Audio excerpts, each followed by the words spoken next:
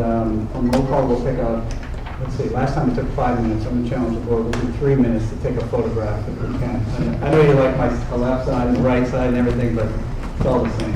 So if we can go, Tom, if you can. That way nobody showed up, they want the picture? Yeah, exactly. That'd be really nice. You might find a picture on the phone. Next time I won't tell you. So, Tom, roll call. Down 3-1, Hebron. Shannon Milkman, student representative. Amy Camonio from Hebron. Rich Jacobson from Hebron. Judy Benson Clark, Marlboro. Kevin Williams, Hebron. Danny Holtzclaw, Andover. Bob Szymanski, Superintendent of Schools. I'm Jane Neal, I'm the business manager. Kathy Mund, administrative assistant.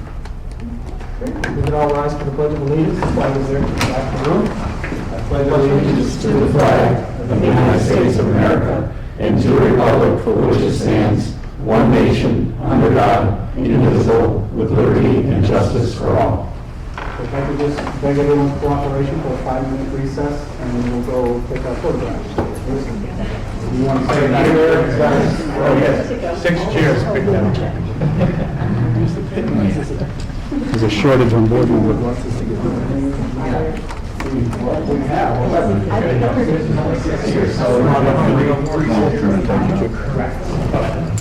That's a shortage.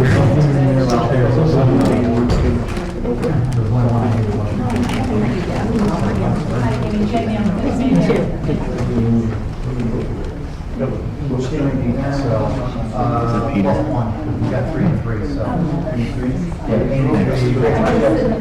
Gotcha. Thanks. Should I be watching the picture?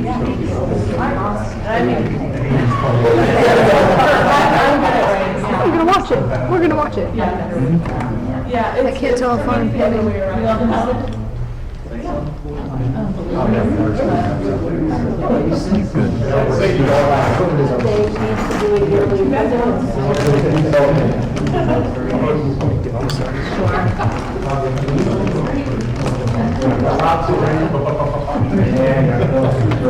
Look right towards you, sir. Nice, good.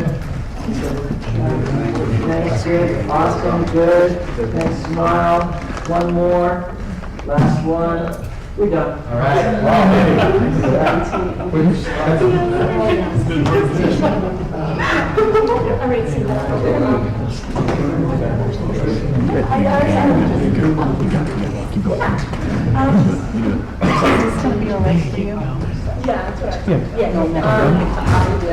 I'll be out of your way.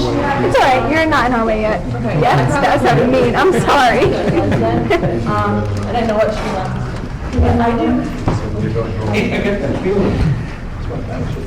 We're gonna pan over a little more. Right.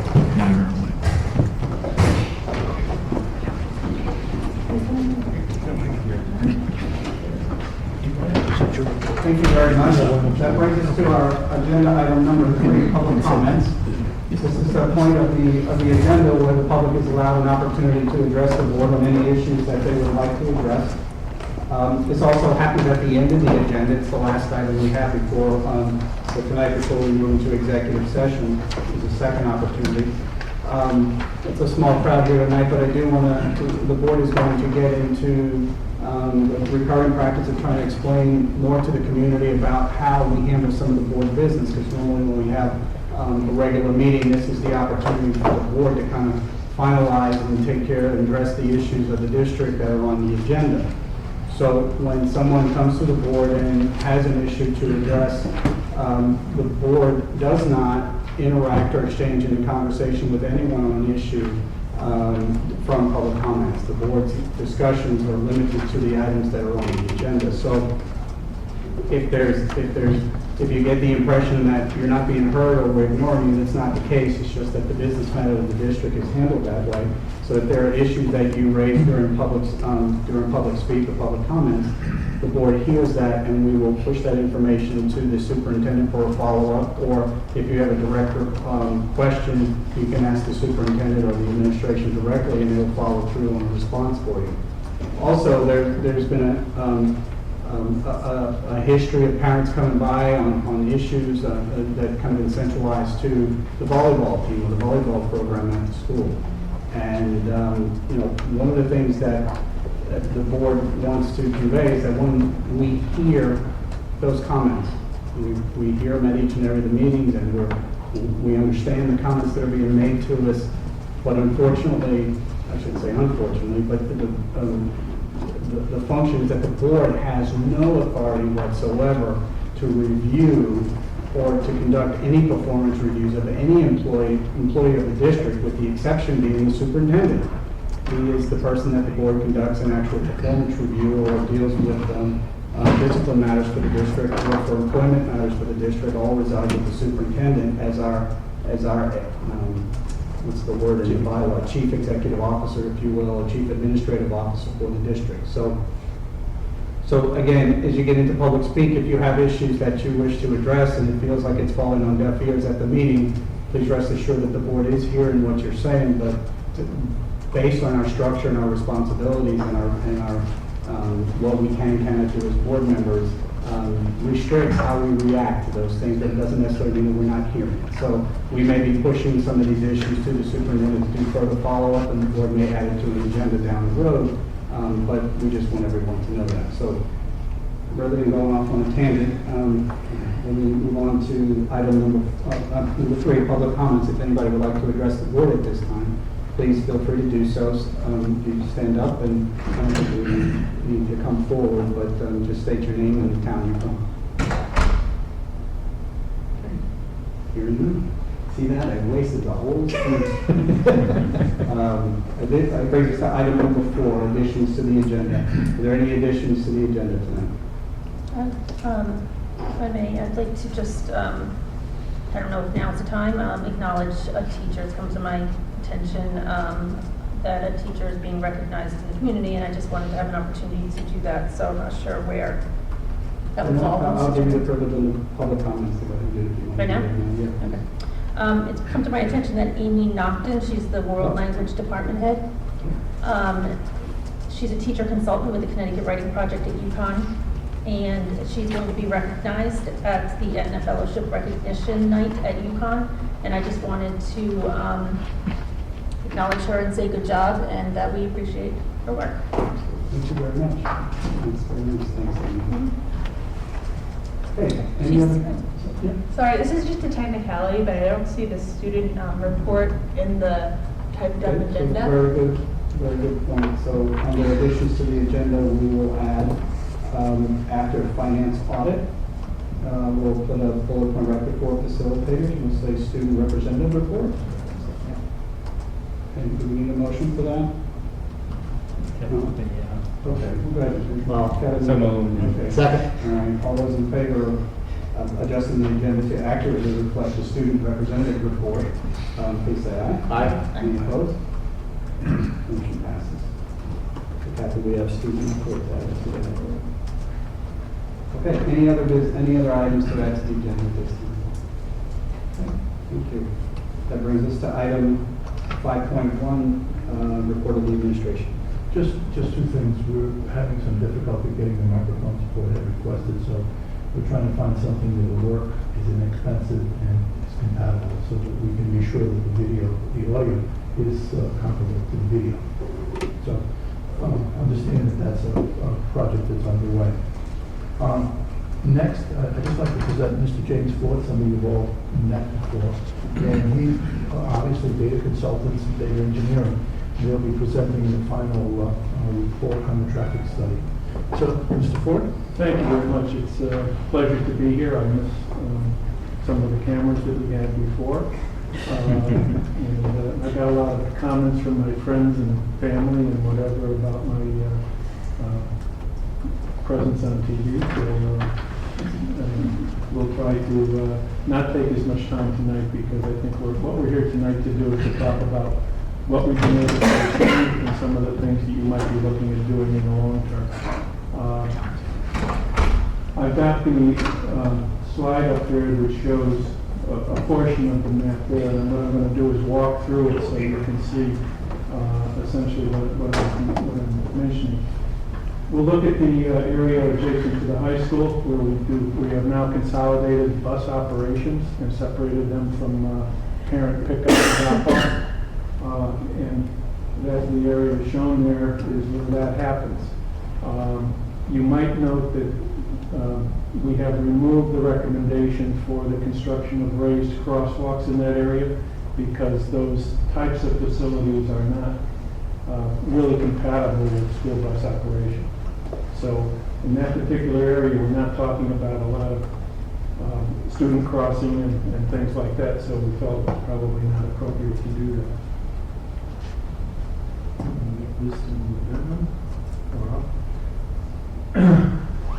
I wanted to go over here, and I know you, at our previous meeting, you raised some concerns about just the angled parking that had been shown at the increase.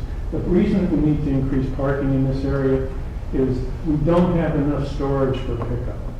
In other words, one of the things that we're probably dealing with right now is some storage in the aisles of the parking area to the south during the pickup, because there isn't enough area for parents to come in and store in the afternoon when they're picking up their students. So what I've suggested there is to put some parking adjacent to the aisle.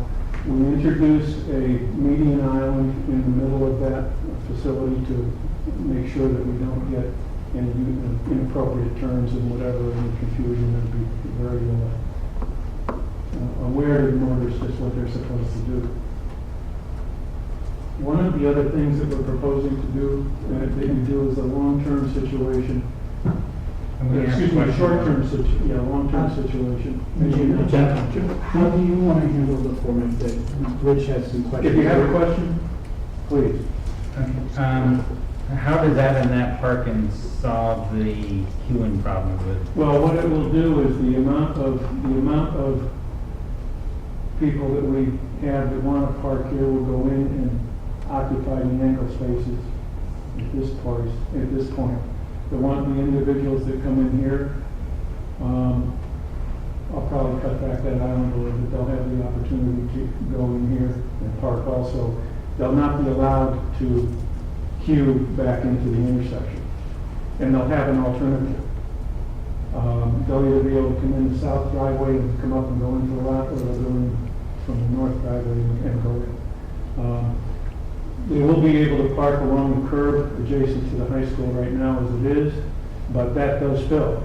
So if it isn't available, then they'll have an alternative location to go. That's the concern. The exact design of that obviously needs to be something that's done in the future if we go forward with it. But without that, we don't have sufficient space down in this area. So you're assuming people that are picking up their kids in the afternoon will park? Yeah, there'll have to be some parking enforcement and some guidance to them. But it's going to have to be they don't have an alternative right now. That's one of the problems. And the concept is to give them an alternative. The exact layout and dimension of that, obviously, we can look at and determine what it would be in the future. But that seems to be an appropriate place to present that increased capacity. It'll also provide you the opportunity to have some additional visitor parking in off-peak time, because right now, it's my understanding the visitor spaces are well occupied during the day, and this would give you some alternatives to that. We have signed in this area, no parking or stopping anytime. One of the things that I observed during the afternoon pickup in particular, and that's when you have your issues. In the morning, it's sort of a random situation. You come in, drop the student off, and leave. In the afternoon, they arrive 10, 15 minutes early, they park and wait. This area here gets pretty well congested, parking on both sides. It's not wide enough for that. So we now have it posted for no parking or stopping any time. I'm not sure that's really being observed as it should be. The alternative without something here is to allow aisle parking in the parking area, or standing in the parking area, during pickup time, which could be an alternative. We want to relocate this crosswalk to approximately this area and tie it in with some additional signage to provide what appears to be a location that would be more well used by the students leaving the high school building and going over to the cars that are parked in the recreation lot here. We're recommending, and it was indicated in the report, a little thing like called RFFD, pedestrian actuated flasher. It's been deemed 80% effective in having the motorist slow to stop for a pedestrian crossing in a crosswalk. The fact that Wall Street's a state highway, and the fact that the DOT is very interested in seeing these deployed, I think that that would be a very welcome request to the department to have them consider you doing that. But again, to get the students to use the appropriate crosswalk facility, it needs to be where they want to go. It's like getting the crosswalk in a position where the students are now crossing, they want to cross. What I used to do up at UConn when I would do things is we would sand, or just watch where the grass was worn and put a sidewalk in. I mean, that seems to be one of the ways to do it. Or if you want to do a traffic lane, sand or intersection, you want to select all after a couple of days with traffic. You found it was following the mud. You found it was the mud. Anyway, so, moving on. In the south roadway that forms the access to the parent drop-off area, which is over in this area, we're recommending the installation of raised crosswalks in the areas where existing crossing facilities are not provided, and the installation of what's called a speed hump at this location, where we would not have an adequate ADA compatible crosswalk termination on one side, so it would just be for vehicles. We had in the original recommendations, and let me move it over a little bit, a connection through here to attempt to get to this area without impacting the parking area here. We've decided against that because, very frankly, there's more than adequate capacity in this area for all student pickup, and there shouldn't be a need for anybody to cross the road and go down to be picked up at that area. And it may be possible to actually increase parking in that area. We haven't taken a look at layout there, but we don't see that the investment of funds in making that connection, would be a proven investment for you.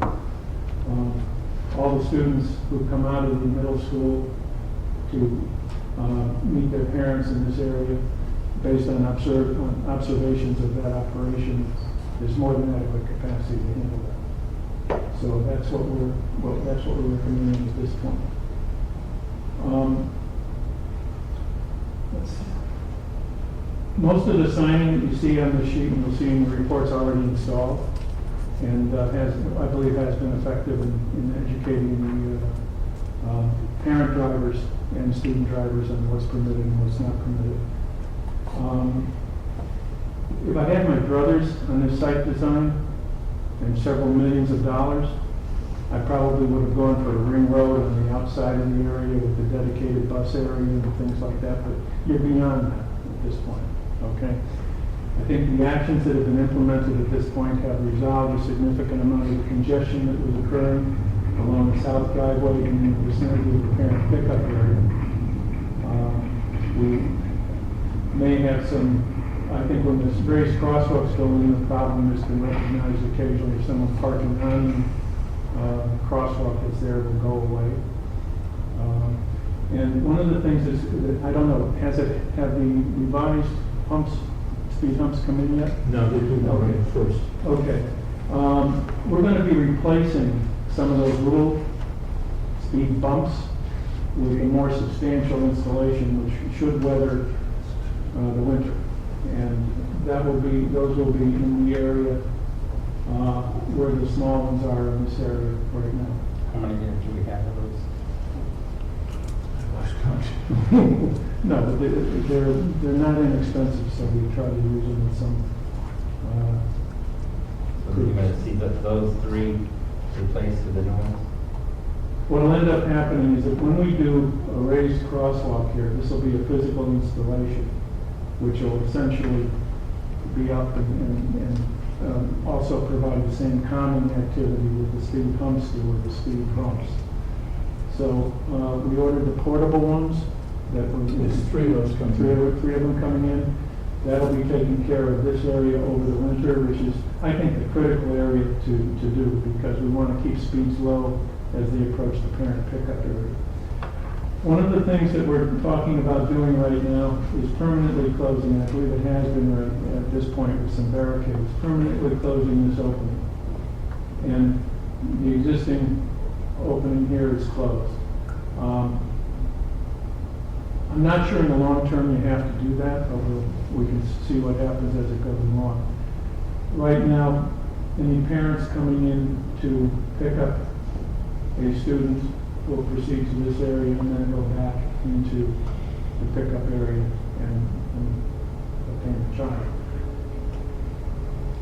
One of the issues that the closing situation that we have right now presents to us is that this has to remain a two-way section, because there's no alternative for traffic entering this area to go through the parking area up to this driveway, which I think was one of the design intents in the long run. So I'm not sure what the architect had in mind, but it seems to be probably the natural way it would work. This has been closed now, therefore this needs to remain two-way. And I don't think that's a problem for off-peak times, but sometimes during parent pickup, and it may be a little congested at that point. So again, one of the things to keep in mind with the recommendations that we've made and the things that are presented in the report, which you'll receive, is that they can be tweaked. There can be adjustments made as things are developed. We've observed operations here 3 or 4 times, both in the morning and the afternoon. It appears to be working well at this point, and I think the major success is to relocate the buses away from the former area in the south driveway, which presented all sorts of congestion to us. There is one off-site improvement that's been recommended, and I believe the town is going to present that to the State Department of Transportation for action. I'm not sure that's going to happen quickly, but that's the intersection of Wall Street and Route 66. There needs to be a widening there to provide adequate capacity. So I think we're going to have to suffer through some congestion there for a while, but I think the site improvements that have been implemented, at least to this point, have addressed the major portions of the issue that you might have had. Questions? I hate to sound negative on this one, but I'm very disappointed that I could not support this plan. We didn't solve one of the main problems that we have here. We still have parents driving through the parking lots to drop off their children. We did not address that. That was one of our major concerns. I'm all for what we did with the buses, routing them behind the school. I think that was a big win. But having the cars go through this parking lot. You mean here? Yeah, if I was going to be putting any money into this other than the speed bumps, that would be where I'd want to see it spent, where we're create a separate lane. And I would think that would rank a lot higher than that parking lot up in front of the school. Just for my information, where would that lane be? Basically right along the bottom of that parking lot into that little triangle of grass and then straight up. Yeah, the problem that you've got on the middle school side is that parking area, that traffic coming in off of RHAM Road from Route 85 is coming in, and those vehicles are going to be moving through the middle of the parking lot to then funnel into the other area. You don't have as much of an issue on the high school side with the pattern now. The only lot you've got them going through is that one piece, and it's actually the driveway where they're driving out right into the middle of the lot. So that's not as big a deal. See, one of the problems that you end up with is if you're going to do that, there is angle parking all along here, so there's really no easy way to not drive through that part. There's no way to reconfigure that lot so that the outer perimeter is driveway and the interior of it is The problem you parking lot? run No, into- you'd lose spots, no question. The problem you run into, and believe me, I looked at what might be, is there's significant grade differentials that we have to deal with. Getting close to the field and the track would be extremely difficult without, and retaining walls and things like that. There was some discussion, as I said, of cutting through here so that parents could go in, but we can't cut off access from Ram Road to this school. In other words, I think that was tried during some early options, and it was mayhem down on Route 66, I thought, okay? So there has to be some balance here. This site was designed to have travel through parking lots, okay, unfortunately. And as I said before, I would love to have a ring road concept and have the parking on the inside and whatever, but unfortunately that ship sailed a while. The amount of money that it would take to do that type of thing, because you'd be involved in dealing with the fields, and you really don't have the property at this point. Look, the grade here is pretty flat. That's not a grade Well, issue. right here, Particular. maybe right here, but as you No, get down. no, that's all flat. That's all pretty Okay. true. All right.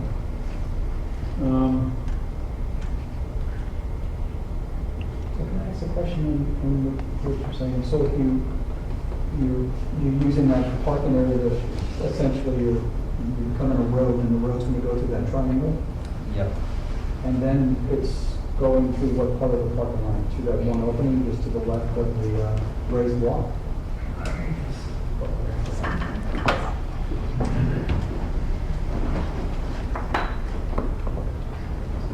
So I'd have the lane come in as close as we can to our property line, come right in, and then right up that way. So make this a park-out entry and literally move that over.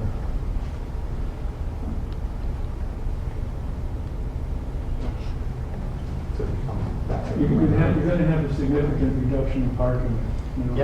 We'd have to deal with that. That's that's just gonna have to be, if we go that way. I can lay one of those things out. I can lay that option. Right now, it's not a problem, because there's lots of parking that's not being used, and the year that changes. Right. I'd rather more older kids. Wait, would that cut off junior lot space? Yes.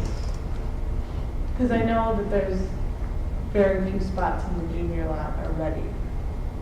Just putting that out there, when I was a junior, you have to especially at the end of the year. End of the year, yes. Well, yeah, because as the year Yeah, progresses, like the end of kids the, get like, licenses. so pretty much like one the more end streets half of the year. Have the ability to drive. Or you'd have to add some faculty parking over there in order to do that. And we might have to consider putting some parking somewhere. Or restrictions? Or parking restrictions. Parking limitations. Right. No more seniors thinking park. Roughly, so let me ask this question, since that's obviously something you thought about, Rich. How many, if you were to do that, how many parking spots would we have to lose? That's, I'm not clear. I don't know where our property line is there. No, there's parking lots, there's parking spaces in there. Right. I don't know how, we have more room a little bit past that or not. Well, just to offer some comments. 30 spaces. About 30. Roughly 30 spaces. Roughly. You'd have to lose everything along here. Yeah. And you essentially have to lose pretty much everything from this point. And you could backfill a little bit in some of the other ones. Yeah. I mean, Jim, question. We have an option where we have some little ring in the front. Why we took this away? I'm not often agreeing with Rich, but in this case, I'm agreeing with Rich, said we should not go through the parking lot. Can I yeah, sure.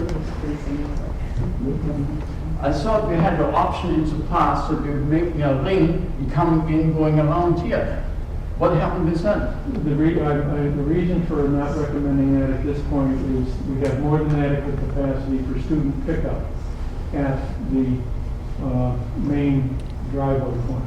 And it did not appear to be, it was a safer situation to have the students not crossing to get into a car and to be picked up along the frontage of the school. You had a big problem there where the kids were walking up the stairs, crossing in front of these parents. Yeah.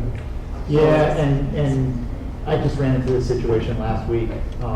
It seems to be a bigger issue on the middle school side than the high school side, just based on that crosswalk where I had pulled over to drop off a student, and somebody behind me decided the appropriate move would be to pull out around to my left and try to drive past me when I'm positioned stop at that crosswalk. Well, if they come around me and I'm in an SUV, they're not necessarily going to see who's going across that crosswalk. That's a pretty substantial problem. No, I understand. And as I say, when we get the raised crosswalk installed there, that will be less of an issue, I think, for you, okay? But,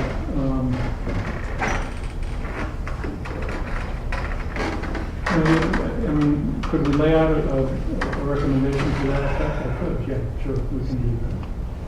And I'll get it back to you. We can put some reasonable geometry on it. And you will have some significant impacts on parking. Yeah, the stuff on the Wall Street side and the high school side of this totally makes sense to me. Most of that I have no problem with. It's that stuff on the middle school side that I'm trying to figure out. Okay. All right, well, we'll take a look at that. Thank you. Okay. Any other questions? The light that you're proposing for across Wall Street, Yeah, is that going to be a student push button? it'll be a student push button, it'll be a solar powered, so we don't have any major utility requirements. Is that going to cause traffic back up to Hebron? No, what it will do is, what it does is that when there's someone waiting to cross and they press the button, the yellow flashers come on and flash for a particular period of time. It's been shown to make drivers aware of the fact that someone wants to cross the street. I think it will be a safer situation to have that. It isn't going to stop people, Okay, but it's going to warn them that a student or teacher, whoever, wants to cross that crosswalk. And as I say, they've been demonstrated to be 80% effective in actually having drivers respond positively and stop, which is, I think, a remarkable success rate for those. Anything else? One other question, Jim. At one point in time, our discussions talked about some either raised crosswalks from the gymnasium or across the parking lot to the stairs, just as an additional safety precaution. Have you considered that? We're about to come. Right from, just right elevate your drawing just a little bit. No. Elevator? No, slide, raise it up. Raise it. Other way. Other way. Up a little bit more.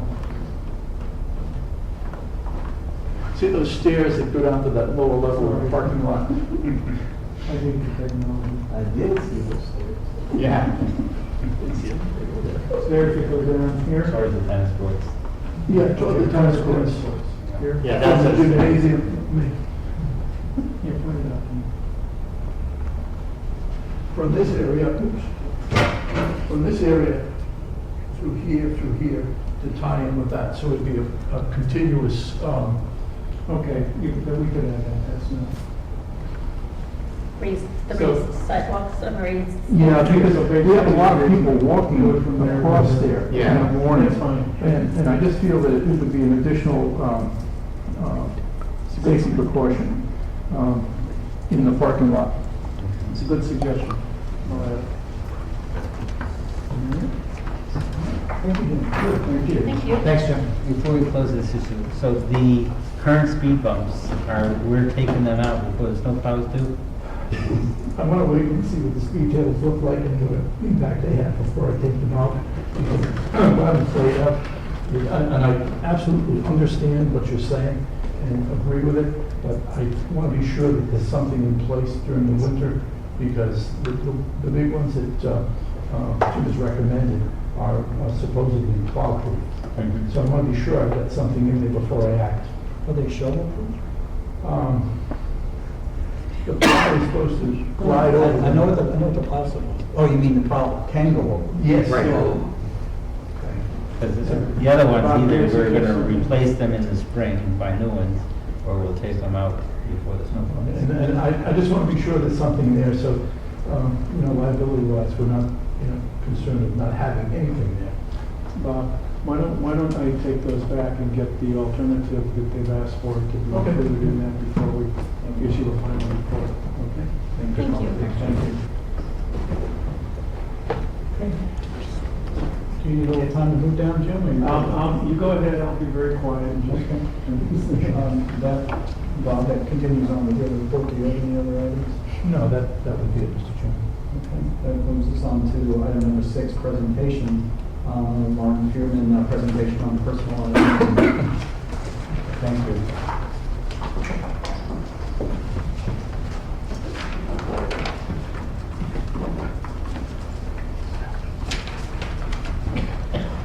Okay, get out of your way.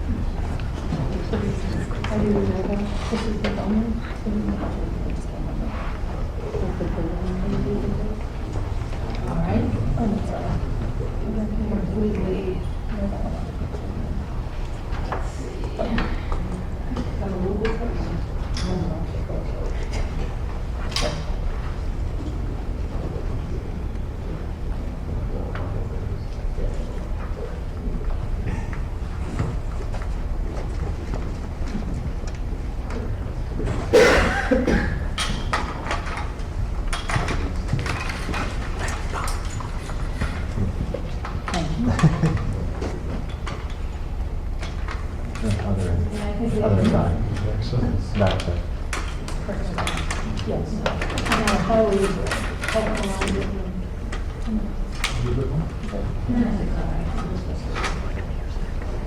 Just words on the screen.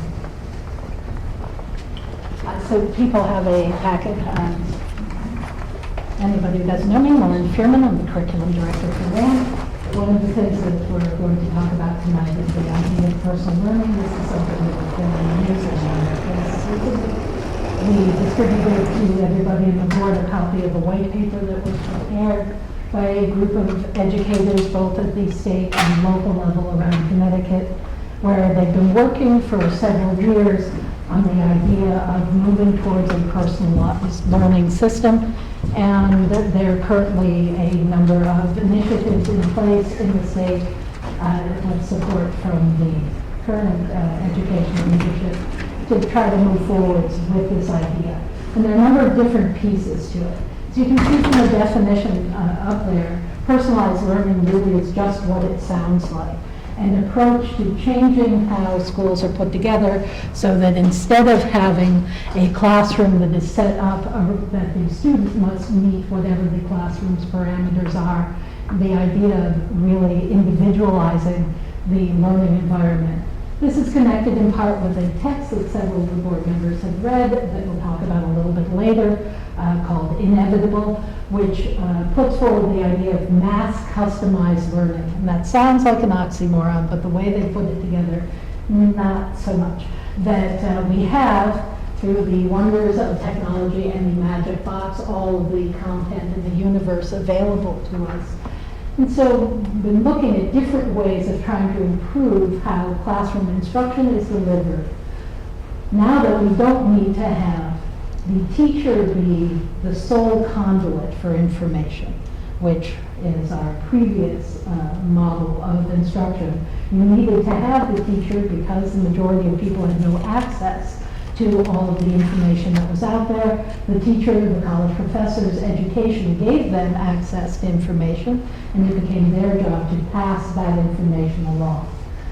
We live in a world now in which all of the information is in fact available to everybody all the time. At the same time, that doesn't make it possible for everybody to learn well. You can't just put a computer in front of a student and say, ready, go. They're not going to be able to sort through all of that material. So it becomes the teacher's job in part to sort through the material, but because so much of this is available, you don't really have to be in a system that says, everybody must sit in this chair at the same time, for the same amount of time, learning at the same pace. So just as we've developed for students who have some special needs, the idea of individualized education plans, some of our newer technology makes it possible for us to put together a program that individualizes education for everyone. So that's the idea behind this, is it says up there, learners have voice and choice.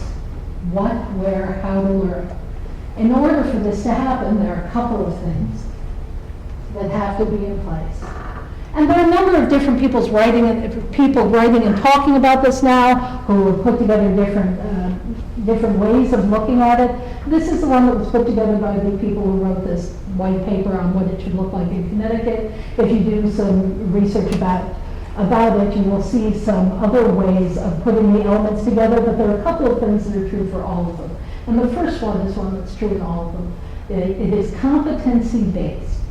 And that means that the school, the teachers, the people, the district in charge of this has to put together something that says, here are the learning expectations for us to stamp you as proficient in a particular area. So in order for you to have mastered what we think you should have learned about English by the time you finish middle school or by the time you finish high school, here are the specific skills that you need to have shown that you can do. And, as you see down at the bottom of the assessment, here's how you're going to prove that you can do them. Once those things are in place, it becomes reasonable to think that one student might show their competency to master some of these skills much faster than another. And to say to that student that you have to sit in the class and wait for everyone else to catch up is not necessarily the best plan. At the same time, while we talk about differentiating within a single classroom, if we're trying to keep everybody in that classroom at the same time, there's only so far you can differentiate. But if the individual learner has a plan, they are differentiating for themselves, and the speed at which they go through mastering these competencies depends on their own interest and their own abilities. The second thing on their multiple paths of study means that students can learn in different ways in and outside of the classroom. In the white paper, they talk about in and outside of the school, and we're not talking about that here at this point, but certainly there are lots of other schools around that do, about the idea of learning happening in the way it does with the virtual high school. Even within a modified way, in and outside of a classroom, students can be working independently. We have that now within the classroom walls. But they could be working independently, not necessarily within the four walls of the classroom. Or they could mix and match themselves into different configurations to learn. The third thing up there with time, this is something that we've had in front of us for a long time. The idea that if we really say that we want to be sure that students have mastered a skill before they move on to the next one, you can't have a pacing guide that says instruction about this topic ends at the end of semester one, and then we're done, we don't talk about it anymore. If we want the constant to be that the student is learning, then it takes the amount of time that it takes for a student to master a subject.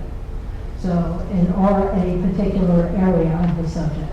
And if we allow for that student to not move on to the next particular problem until they've mastered the one before, that means that you can't set up a pacing guide that says we will finish with Unit 7 by this particular day. The final one is the assessment accountability, which means that you have to have a way of proving it. How are we going to show that you've mastered a concept? How are we going to show that you know how to divide with fractions? How are we going to show that you know how to write an argumentative essay? We put together a rubric of some kind for each one of these particular competencies that will show whether or not you've mastered it. They're primarily performance-based, and it means multiple opportunities to show mastery. We'll talk about this a little bit with grading in general, but if a student is able to show that they understand how to write an argumentative essay, by the time we get to the end of the year, does it really matter that they didn't show you back in September, if that's something that they have to show before you get to the end of the year? So these are all elements come into play when you're looking at it.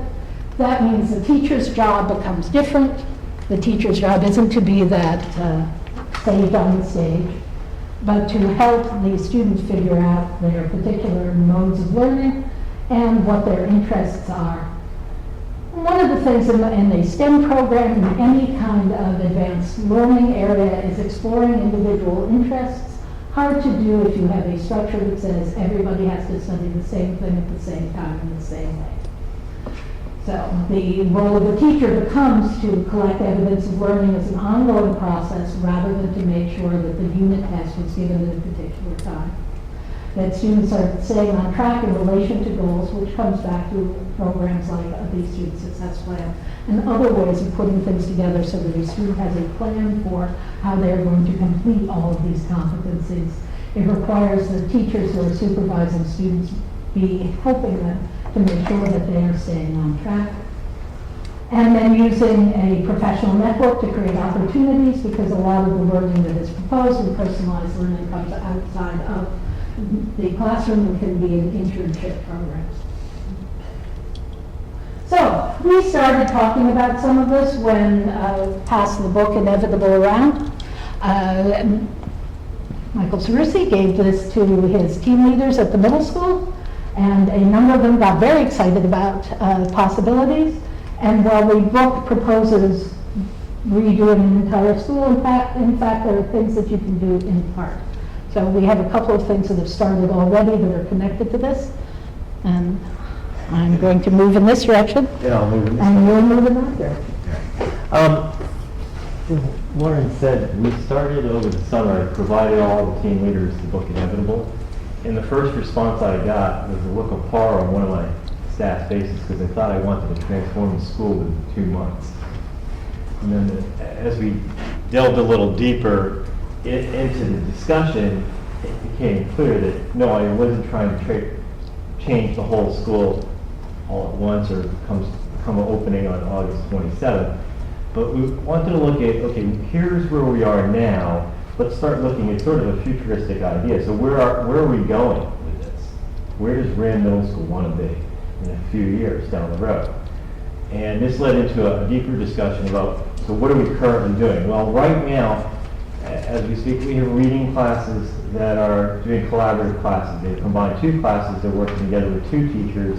They're taking what's called a centered approach, where they have a technology area where kids work independently on either a reading program or some activity or project that requires them to do some online research. Then they move over to working with one of the teachers on a specific skill or competency that they themselves may need to improve upon. Then they work with another teacher, possibly on a piece of literature or something that they're reading, again working on similar skills. So you have two teachers rotating these students around, and it's a larger classroom setting. But they're working collaboratively, and they're working on trying to get kids to do some of the skill work that if you were to have one teacher do, they wouldn't have time to check with the kids all the time. So now you have somebody checking with them. Is that Sure. 7th grade? That's in seventh grade intervention reading and 8th grade intervention reading. It's the intervention reading class. Okay, intervention reading. Intervention reading class. The teachers themselves are the ones that wanted to try this. They worked out the theory last year, and they started working on, they said this would be a great idea, let's try it with a small unit. They combined their classes together, and we were fortunate enough, we had from a grant some iPads. I provided them with some iPads that they have been using, as well as the computer lab and the reading classroom upstairs. So they've been able to mix it up a little bit for the kids, and the kids really enjoy it, and they're starting to challenge themselves a little bit more. And these aren't sort of the kids that are in the honor classes. These are the kids that need more support, and they're finding that support using some of the technology we have. Flip the classroom is another concept. Some of you have heard this. I know that Mr. Emker was here talking about some of the things he would do when he's away. That's one of the strategies he's tried last year, and even the year before. He's working on it again this year, where you do view some of the instruction at home, you watch the video clip, you come in, and you do the practice in the school as a teacher. He's trying to expand on that this year a little bit, and we'll see how that goes. With inevitable, he's trying to get students to show them, here are the competencies I want you to achieve by the end of the week. How you get there is up to you, but here are some of the resources. And here are some problems you can do to help you attain that. But if you have other ways of demonstrating it, go for it. Are there more students in 8th grade algebra than normal and 7th grade in pre, or not? It seemed that way, that there are more students in higher. No, the numbers are about the same. Numbers are close to the same. We have more 7th graders taking Algebra 1 this year. We have 12. Last year we tried 3. This year we've opened it up a little bit more to 12. 12 total. 12 total. And we use a summer program. Over the summer we had some students use a program called ALEX, and they had to complete a pre-algebra program. And actually, that program in itself has gotten some compliments from the Algebra 1 teachers. They're finding that the kids have come in well prepared for that. Just to share in that, I think it's possible. I heard you talk about the students who took algebra last year and that they did relatively well. Mm-hmm. And then I heard about the ALEX program and the amount of work students are doing over the summer. And it kind of makes me wonder what comes first sometimes, the chicken or the egg, because I think that not just that those students maybe had some good ability as evidenced or measured by assessments and tests, but then they had to have the habits of mind or work ethic over the summer to complete a pretty sizable amount of work. That was pretty challenging, so it's kind of an interesting if you want coupling. If you want to push it onto what we're talking about here in terms of the time factor, Yeah. I'm on camera, so I'm not proposing this. Yeah. But school doesn't stop Right. in June. Right. If we look at this as a continuous process, you can have kids do more challenge. You can challenge kids a little bit more by continuing on. What does that mean? It means school is basically 24/7 year-round. And then there has to be built-in other structures. Now again, as I say that, I say, we are not changing the school year. Okay? Not changing the school year. I got in trouble with this once before, I'm not getting in trouble yet. But just to piggyback on Yes. that, I haven't thought about Sure. it in a bit, but that inevitable book is great. But Sal Khan's book, you know, the One World School or whatever, Yeah. is any place learning, anytime, anywhere. World-class learning, anytime, anywhere. Right. So I think it's that And- same idea. Yes, Yes. ties it into this as well. And Yep. so we're making some inroads in the idea of this radical change, but we're also looking at a radical change. How do we make it flavored RAM? What does it look like here? We had presentations on Google Schools. We are completely into Google Schools. Staff are going through training with Google Schools. Some are going and pushing that even out even more. It's for students. Students have accounts, can contact the teacher. It's our own little mini intranet, not internet. Let me just interrupt you for a moment, Michael. Next month's presentation will deal totally with Google Schools, so you have an understanding of that. The other piece of competency-based grading I presented to the programming committee, the art teachers are trying the standards-based grading process. Now, I know that Hebron Elementary has adopted it, and we are trying it here at the middle school. What's interesting is the teachers have come to me, and they're sitting down and they're looking at rubrics.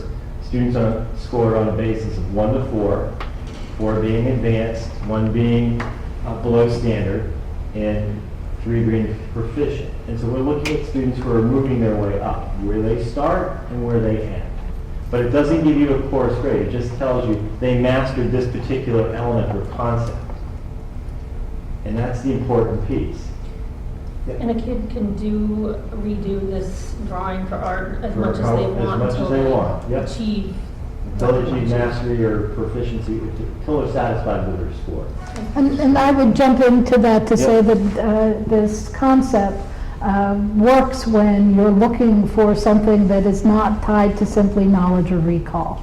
If you're asking somebody whether they remember specific facts, you can't necessarily keep asking them over and over and over again because you don't really know whether they learned the way you wanted them to learn.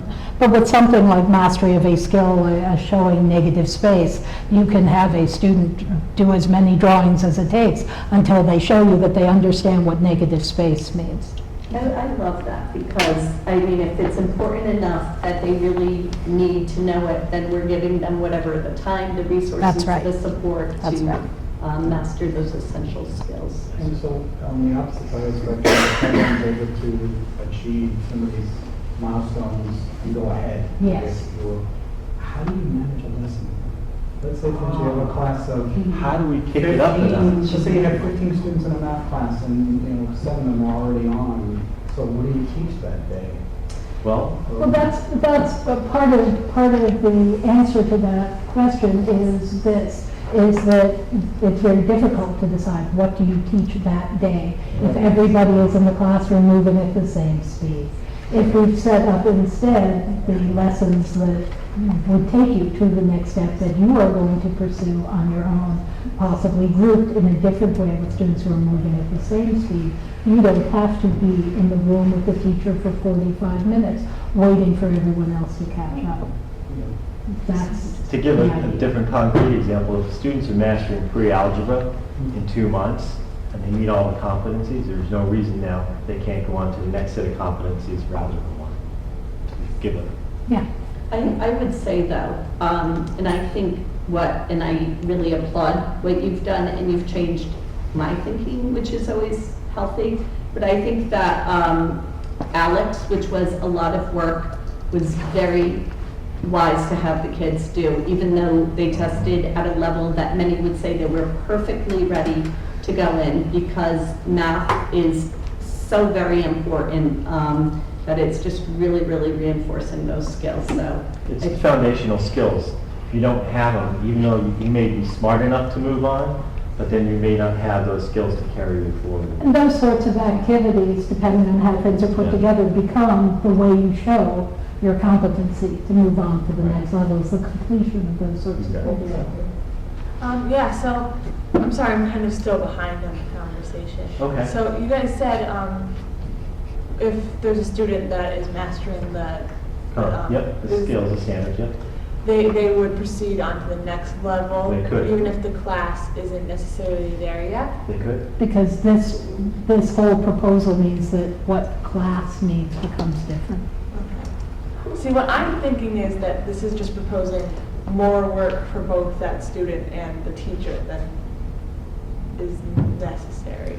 Because if you've mastered everything to complete the competencies for what we're currently calling ninth grade English, you don't stay in ninth grade English doing more work. You go into what would be, and we would stop calling it ninth grade English, you would call it level 1 English, or what, we'd have to find something that doesn't already have a connection with it. You know, Bluebird English, and then you go on to Cardinal English, right? So it's not more work, it's the next level of work. Or use those skills to do a preferred. And then you just learn that new subject. Would you go on to another teacher, or would you stay with that teacher? Maybe. Maybe. Well, the instruction is coming from a different place. It's not going to be a teacher standing in front of the classroom. It's going to be instruction coming from maybe Khan Academy or some like science institute. Or it could be in the classroom, and you would move into a different classroom with a different teacher. It just wouldn't take, in the same way that people do semester classes, maybe it would be at a different point in the year. There are schools that have gone through and put this into place, and there are some out there that have used a wide variety of models in order to make it work. Some of them are very virtual, and some of them are still classroom-based. Most of them are a mix. How could you have that important words up there, voice and choice, so you could pick something that was personally fascinating to you to research and go deeper using some of those skills, or do collaborative. I think some of the personalized learning people, instead of one-to-one computing, are now calling it one-to-world. Yeah, So it's kind of. They put mix and match the groups together. It really is a way of sort of creating your own individualized magnet school, where you can, if you choose, see everything through the particular filter that you want to. So, I mean, I guess I'm seeing a couple of things. And this is, again, a lot of different fundamental concepts, and I think this is a challenge people have with absorbing all of this, is when you're changing so many elements together at one time. Which is why we're not changing everything. No, I get that. I'm just curious. But I think we're talking about it. I think there's a couple of paths, right? So the first one, which you've talked about, is the role of the instructor, as opposed to being that gatekeeper that opens and says, okay, release this amount of information, now stop, now everybody prove you can do that. Now I'm going to release the next batch of information, now stop, now everybody prove you can do that. To that facilitator model of, okay, you're here, you need to get here, let me help show you where you can find what you need That's it. to get to that next step. The second piece is the structural piece, right? So everybody is conditioned today to this box, this set of four walls with a door contains people that are focused on this one thing. And instead, whether it's blended learning, whether it's a flipped classroom, and this is what I think I'm seeing here, is there are multiple paths to get there, but ways that allow for people to be operating at different paces within the same structure. That book is down, you can download it to on iPads and things, and they have different editions of it in the school companion. There are 3 different ones, Inevitable Mass Customized Learning. And there are other books out there that talk about it. That's not the only game in town. But all of it really is about this idea of it, what says personalizing the learning to be what an individual needs. And that does mean in some of the places that I'm familiar with that are trying this, some of them have done it with proposing a school within a school model, so that it's not everybody, that it's volunteers, students, teachers, parents, because it really is looking at things in a radically different way, and not something that everybody's ready for. It certainly is not something we're talking about, waving a magic wand and making happen all at once. None of it works without community, student, parent buy-in. I guess the other question I have is a lot of this is also contingent on the changing of the model at the collegiate level. and how fast do they pace themselves to look at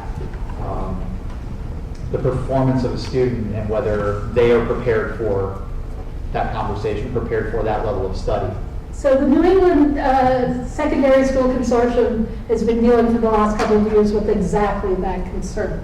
And some of the responses to that have been that, most schools have dealt with homeschooled students for years, so they know how to deal with people who are coming in with different kinds of transcripts. But a legitimate concern. And they put forward a sort of pledge, an endorsement for innovative strategies for teaching that includes this personalized learning model. And on June 3rd of this year, 55 of New England colleges and universities signed up, including all of the state schools within Connecticut, Maine, New Hampshire, Rhode Island, and Vermont. And within Connecticut, Yukon, there's a whole list here, Yukon, Central, Southern, Eastern, Western, all said that they support this, they're in favor of it, and they're happy to have whatever the transcript looks like in order to make it work, because they support the idea of, as they called it, stronger student preparation, because they see that this will lead to students being more ready. So it's a legitimate concern, it's something that schools have to take into account, but the schools that most of our students go to have already signed on for this. I can't. Thank you. Yes. I'm sorry, I don't have enough copies. I hate to use this term, more pedestrian. I mean, they'll be moving, passing through, and they even, like you were saying before, master algebra, pre-algebra in seventh grade, and then move into algebra.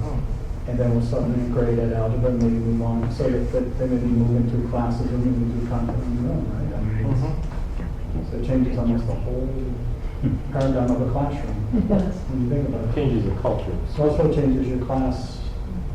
You'll have students, yeah. You could have seminars instead of classes. And Seminars is are content different. determined by some sort of test? I guess that's something. Well, that's the complicated part of it is all of the work that goes into setting up for it. This isn't something you just say, you know what, tomorrow let's try this. You have to have those competencies. What does it mean to have mastered this skill? And how are you going to prove that you did? And you can't have, in order to do this well, just a single way to prove it. You have to have multiple ways to prove it that include some performance-based things, so that we're looking at real, as we talked about here before, real understanding, not just a mastery of surface vocabulary, but that you really understand the subject before we say you can move on to the next point. This is a big part I see is, right now we send students some that haven't mastered it. They'll get their D's, C's, or D's, and we send them on to the next level. They really had to learn the material. But this is becoming customized. They don't move until they master the material. And it also gets rid of all the concept of grades. Yeah, well, and the grading piece of it you can modify as you see fit. Not every school that has gone to this has thrown the A through A scale out. A lot of them have, not all of them have. But what they have all done is scale out the mixing of student behavior with student mastery, so that you don't wind up with a student who has a C in the class and moves to the next level because they have A for behavior and an F for understanding. And you may continue to have grades in place that say A and F, but we're not going to average them together to move students on to the next place. It also has an impact on one other piece that I think people are interested in, and that's homework. Yeah, yes, well, and we talked a little bit about that, really, which is connected to all of this at the program meeting. If I could do, before we go to home, because I do want to get there, but Peter has a question. Oh, sure. Just, maybe I missed something. Is this for middle school only, or you start in middle school and this will be going on to high school? No, the high school is also working on flipped classrooms and blended learning models. Okay. How does it interferes with our other program, which just started, our STEM program? It may actually complement it. For your answer. Yeah. Because if I see this here, we need more personnel, we need more money. This is what I see. I think probably right. And therefore, I have to see what happens with our STEM program first. Yeah, but in fact, the idea of the STEM program, the very first line in the STEM program is that it is supposed to allow students to pursue their own interests. to solve problems. And this program, in fact, would allow more students to be in a position to do some of those things. But as you say, a program, we don't have a program. At this point, we have these ideas that we're talking about with you, we're going to talk about with the community, and we're going to see what fits best for RHAM. At the middle school, we've put a couple of things into effect. Some new learning strategies are in effect at the high school. We're talking about these possibilities, but none of this is something that's happening until the whole community of stakeholders has decided what the best way is to do this. And what would be a roughly the timeline? What's your ambition? Well, I envision that everybody just immediately agrees that this is possible. I mean, it depends. It depends. And most of the schools that have been pursuing this, it takes them, once they have that kind of support, 1 or 2 years to be ready to actually put something into effect. Shannon had a question. Yeah, I think I was just mostly confused because in all of the classes that I've experienced, the teacher hasn't just been giving us information and then we regurgitate it. And that's kind of what I'm feeling like this whole thing is that we want to change from that to something else. But I think that we don't need that drastic of a change, especially, well, I've only really experienced the honors level classes, but like in all of my classes, we don't just do that, we do participatory things and discussions, and we learn like that, so I think I'm scared that. But if that's what works best for you, that's what you would do. Change it. But if that's what worked best for you, that would be the option that would be available. I don't think there is an option in any of these places in which a standard kind of classroom in which the teacher is delivering it. One of the things you just said is that mostly in honors classes, where a great deal of what you're given is self-directed because the teachers are comfortable that you can handle it. And that doesn't always happen in some of our other places. And frequently, we have students who are ready to do that honors level kind of work in one area and not in another. So they wind up in a classroom that marches along at a speed that is too slow for them, get to an area where they really could fly, and they can't because the rest of the class has to wait. I understand what you mean. If you have a system that's working for you, you're not looking for a way to change it. But it doesn't work for everyone. It's not just the level of skill, though, it's the type of learning. So if you're having some sort of a Socratic workshop where it's a discussion-based way of learning and the group is interacting, everybody could have a mastery at a certain level, but if you have a shyer student who's less proactive and engaging in conversation with that group, they may not be getting the same benefit out of that learning exercise as chatty Cathy in the corner that's willing to jump in and say whatever they want within that exercise. So that learning style is applied to the whole group, but may not be applicable or the best way for all those students to learn. I think that we all think RHAM is a great school with a great staff. We really do.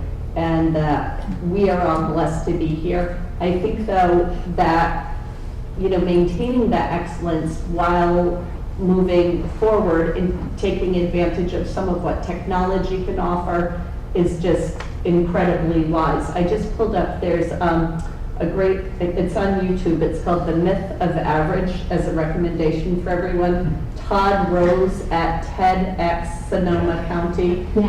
And it's a neat example of what average was, and I think in their airline or aerospace industry or something, and then they bring it to education. And,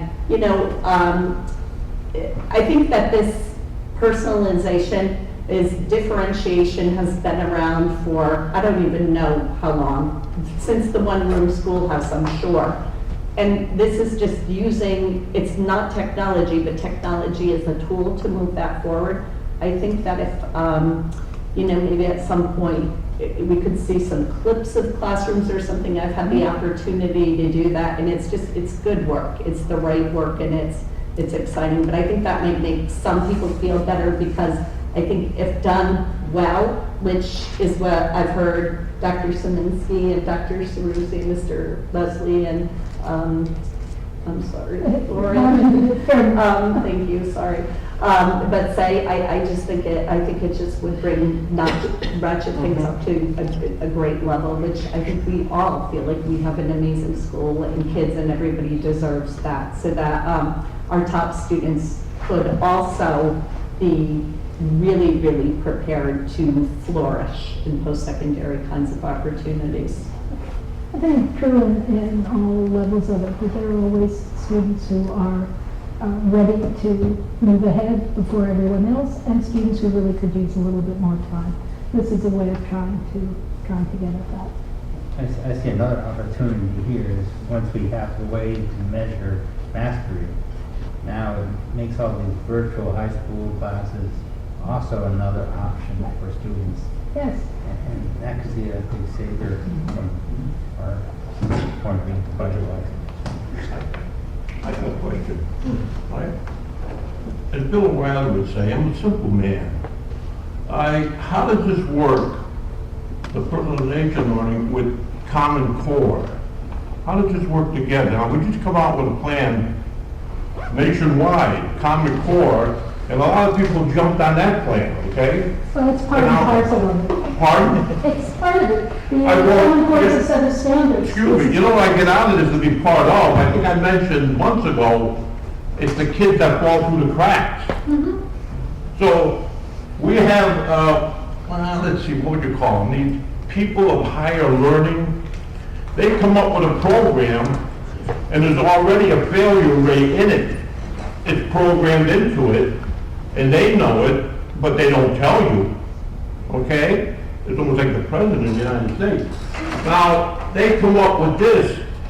You can't see the smoke screen here? They've already come up with a poor plan. This isn't Excuse me. followed them. No, they come up with a poor plan of Common Core. Now they try to pacify it with this. This is nothing new. When I went to high school in the 60s, we had the same thing. If the kids were better in this or that, you took them out of here, you put them there. They didn't come up with anything new. All they do is come up with a smoke screen. No offense, I mean, I understand you gotta go along with this sometimes, but sometimes you gotta see the motive. And these people of higher learning, I wonder, they might be smart reading a book, but damn it, some don't have much common sense. I'll be honest with you, that's how I feel, all right? But I see it working with it, but I'm kind of disappointed, I really am.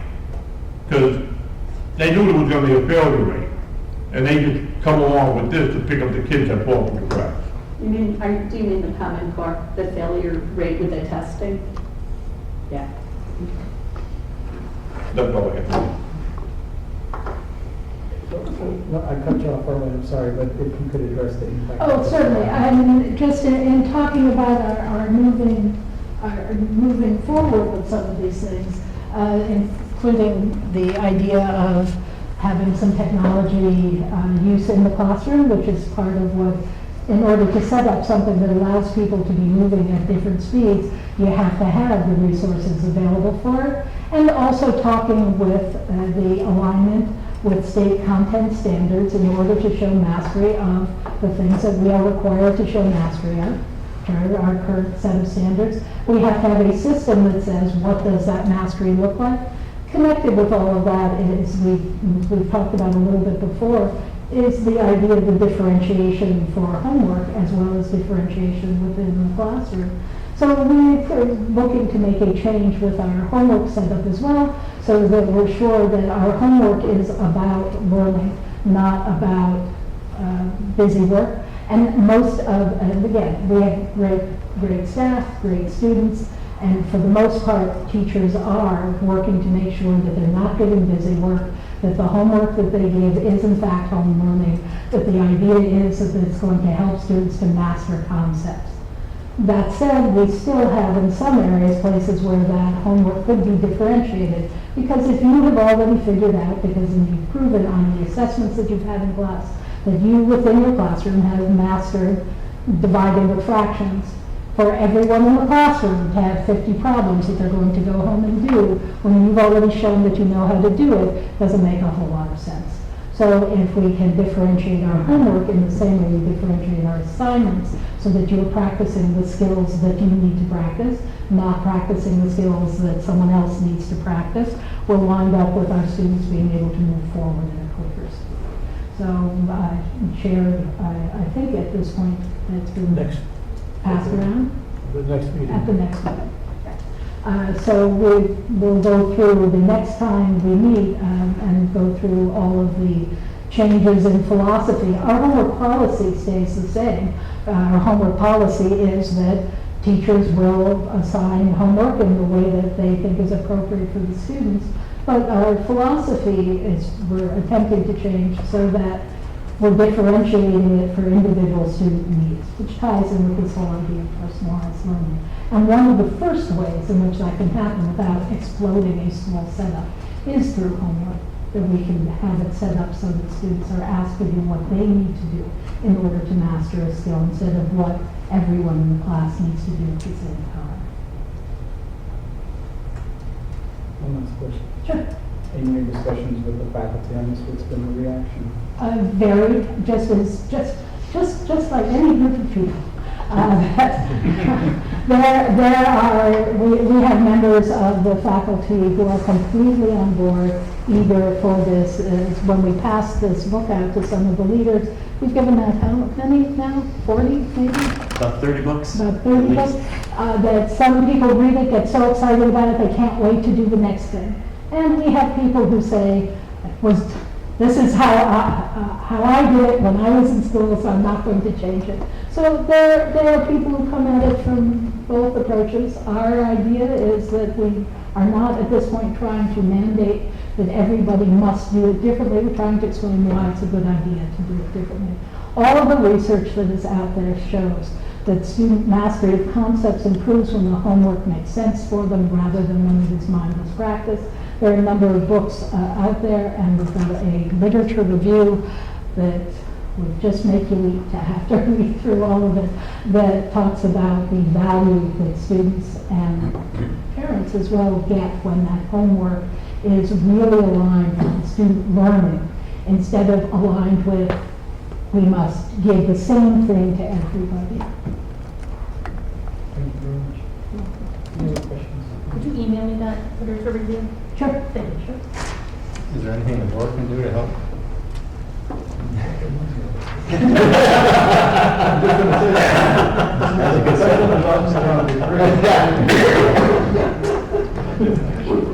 What you're doing, you should be supportive of your ideas.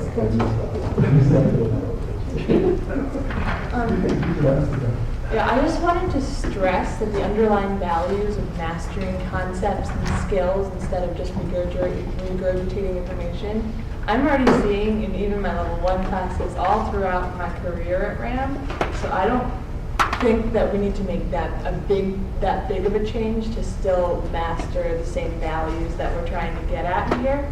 I don't think it needs to be a drastic change at all, maybe a few tweaks or something, but I don't know if installing a whole new program would really make that much of a difference. Since I've seen in my career here that the values that this is trying to get at, they're already being accomplished, I think. Just. Thank you. Yes? Okay, I'd still like to make a comment on this. I really appreciate for you that you're making the effort to bring something new on the table and to bring something. Also, when I see in the past 10 years and so on what we did here, we really changed a lot here in the high school and the middle school. And thanks to our administration. And in spite of the lean years we went through, and we are, in spite of that, we still raised our standards. It is absolutely appreciated. But here by this, when I look at this personal learning in Connecticut, and I've looked just, I know I'm negative, but when I look at the community members, what puzzles me is here that this report is written. I don't see any education leader in this group. I don't see any industrial leaders in this group. I see only organizations which have an axe to grind, or public schools which are in needs. Therefore, I don't know why we are taking this here for our standards, which we are already above what's in here. Okay, it's just a comment. I think that having a kid, I have kids, I have one in 6th grade and one in 8th grade and one in 9th grade. And the concept of this personalized learning, it's just so intriguing, and I think of value for my kids, I'm sure other people's kids. They're all different kinds of learners, but I think that the possibility of mastering concepts that you can go out to an aquarium and learn something, and maybe do an internship and master that depending on what you're excited about, and thinking about this isn't the limits of your high school education. You can get your high school education by going to all these interesting and exciting kind of places, and to master this. And you can do that independently, you can do it with a group. I mean, it's personalized, and that's what's exciting for me. I think that a huge challenge for me thus far, or for my kids, has been that homework in particular is a struggle, but the whole philosophy and the thought that they spend the hours and hours doing it when that's not necessarily necessary for their learning needs, when they could be out doing something else that was a passion to them. Instead, they're sitting in the house. And I remember somebody from the industry at a parent group meeting saying, we are getting kids that get straight A's in school and know nothing about the world. And you know what, we're not interested in that. We're interested in well-rounded kids.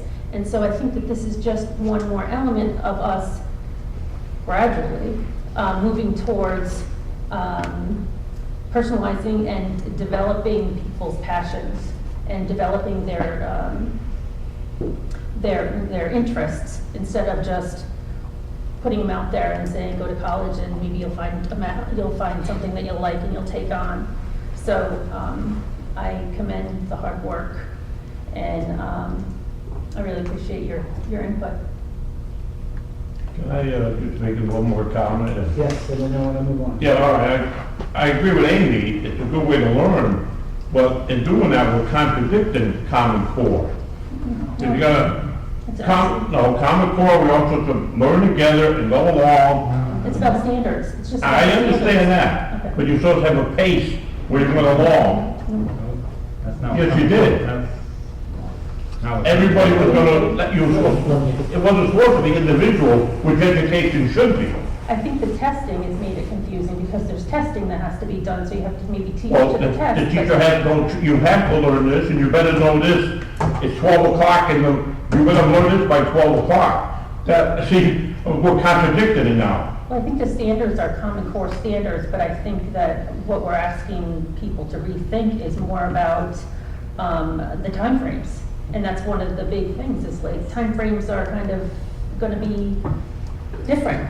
They're going to be different for each person. And so- Exactly, but that isn't Common Core, is what you Well, said. Common Core is about the standards, it's so we can get them. I am, okay, but I want to bring this, I don't want to bring this straight to debate. It's not a debate. I just wanted to say that if I think I hear you right, I am concerned, as I think probably a lot of people are, that I think it's New York State where many students didn't really test that well. And, you know, and people can disagree with me or whatever, but I worry that when Connecticut gets the numbers back, that students won't test as well. And I'm not sure that they've been instructed at that point. I don't feel like instruction matches the testing. So if that's kind of what you're saying, I really agree with that part. That worries me. I think, though, that this has the possibility of helping to maybe solve that concern that I too share. In New York State, many kids didn't do well, and the projections are that Connecticut, many students won't do well, and that parents aren't really prepared for that, because we didn't get results last year from Smarter Balanced. It was the pilot year, but that when we get them back, that it's going to be dismal for many parents, or students won't do as well as they did on the former Connecticut Mastery. So I do share that with you. thank you. Great. Thank you, everyone. Thank you, Dr. Cerisi, as well. Moving on to item 7, committee reports, communications and technology. Excuse me, has not met since our last meeting. Next meeting's tomorrow night. We'll be touching on some of our recent communication achievements as a district, talking about some communication areas we've identified recently as areas of need and coming up with some recommended next steps. Okay. Rich, you want to cover facilities or part of it, or if you can? Just a heads up that we ran into a problem out on the baseball field with grubs eating away on our infield, and the crows eating the grubs, taking out the grass. I know the school has overseeded it. It looks really good out there, and hopefully the grubs will go back down in the ground and stop eating the grass. They're supposed to go dormant in another week or two. So it looks like that will be in much better shape by the end of the baseball season. Just a comment to that. Yes. If you wouldn't use such good grass seeds, then you wouldn't have grass.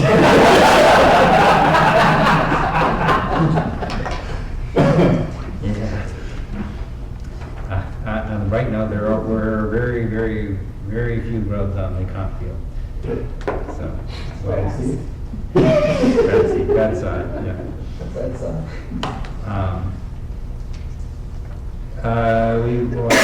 We talked about trying to restrict driving on the fields.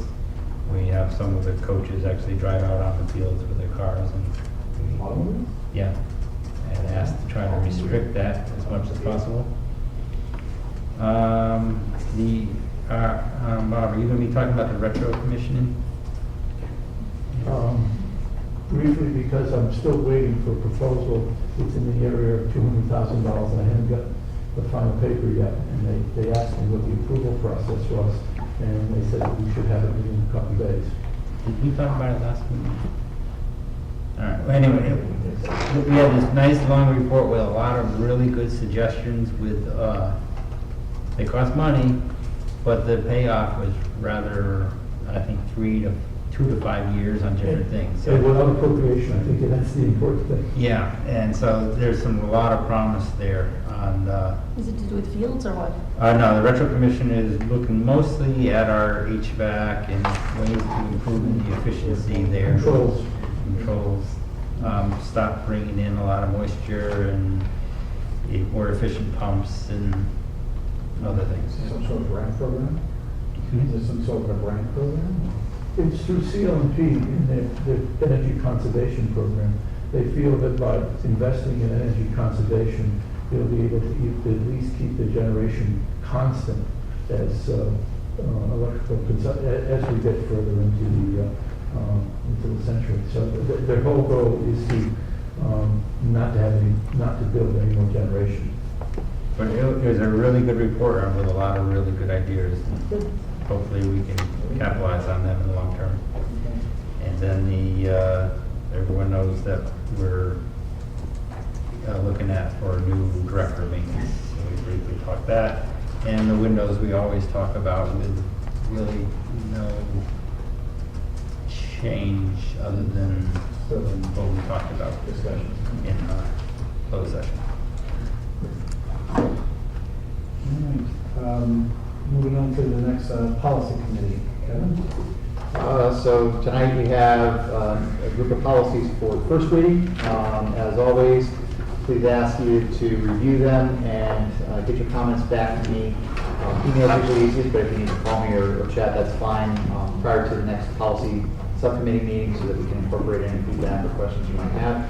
We also have a number of policies up for second reading. I'll cover those in item 8 on the agenda.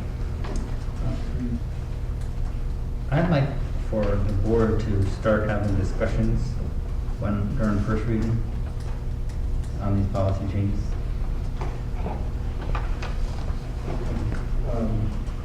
We need to talk about that. That's normally handled in the policy committee.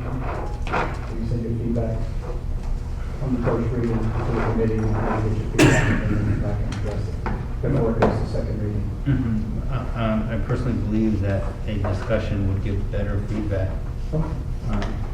some of these things before we got to that level. Okay, moving on to negotiations. Negotiations will pick up in executive session. We've had several meetings for the various bargaining units that we're working with right now, so we'll have those discussions later. On the agenda, athletics and extracurricular activities.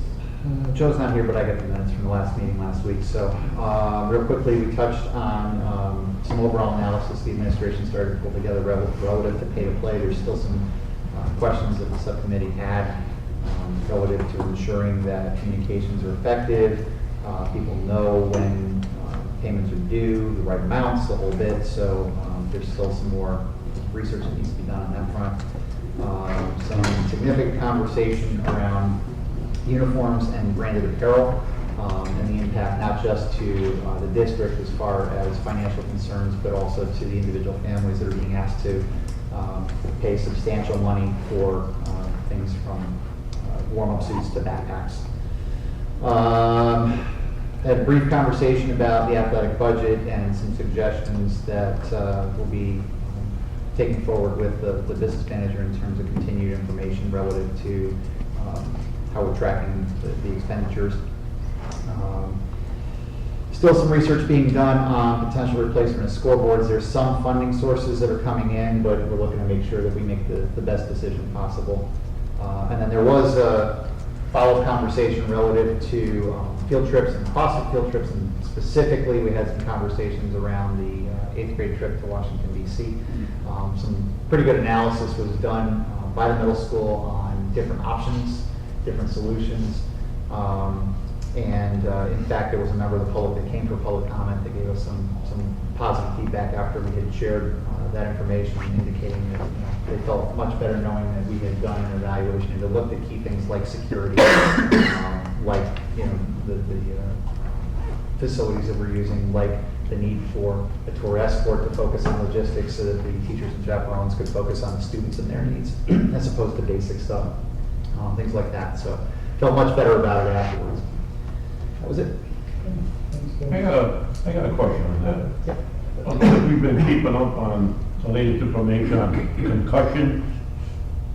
Did you hear a lot about that in the news, and I see it on TV all the time? Just to keep abreast of it, I'm not saying we have to address it especially. Yeah, each of the coaches has to be certified in the concussion module.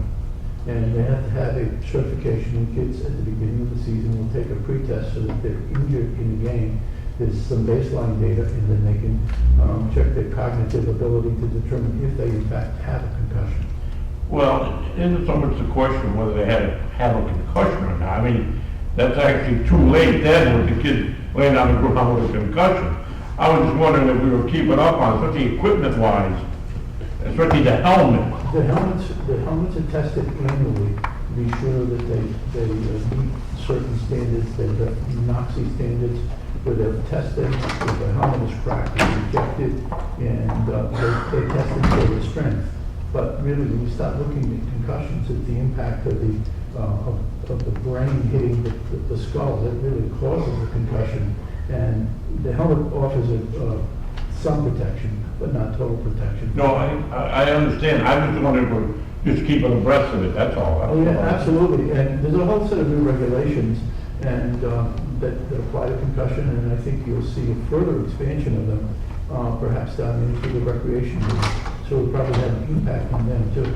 Well, I remember reading one time when coach had to say, the human body was not made to play football, to be honest with you. It's not made to play football, but this was one of the keep up on, that's all. At the West Athletic Committee meeting, the athletic director did speak about the changes from the conference and how they're going to take breaks in the middle of the year, so that, or the middle of the season, shorten the season. So there are conversations about how to minimize and help kids recover from the constant barraging that goes on in football. Like I said, we want to go to play football. They could take that one step further, they even limit the amount of contact kids can have in practice. Okay, anything else under the? Yes. Yeah, please. as general comment to this committee. I made the request before and I make it again.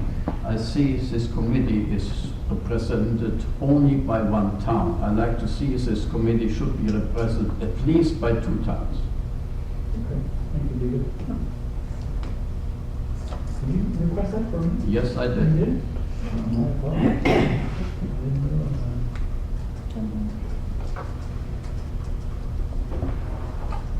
Do you mind if I report on the program? that. Oh, did I skip over? I'm sorry. No, Oh, I'm sorry. no, that's fine. It's, Yeah, go ahead, I'm Okay. sorry. That's all right. We met on October 9th, and a couple of the agenda items that we went over, were the guidance survey. The superintendent for the next time, for the next meeting, the superintendent's gonna provide data, that was collected from guidance, conducted a self-survey over the summer. The hope is that between the summer and now, that they would have gone over the data that's been collected, and any recommendations will be aligned with the State Department of Ed's comprehensive school counselor guidelines. And I hope that, and I did mention to Lauren, that there's some coordination between guidance and this personalized learning concept, because the student success plan is something that I've been harping on for a couple of years now. I really think that it goes hand in hand with this, and we can get that going. We're way ahead of the game, I think. As far as Lauren spent a great deal of time talking about this individualized learning plans at this meeting, and the technology, we reviewed the Google apps and the work that's been done. I think that what was stressed that I took away from the meeting was the need for the professional development, how we support it in time allotment, as well as funding, but that's going to be a huge piece for us moving forward with these new initiatives. I'm sorry, I skipped over. Oh, no, please, that's fine.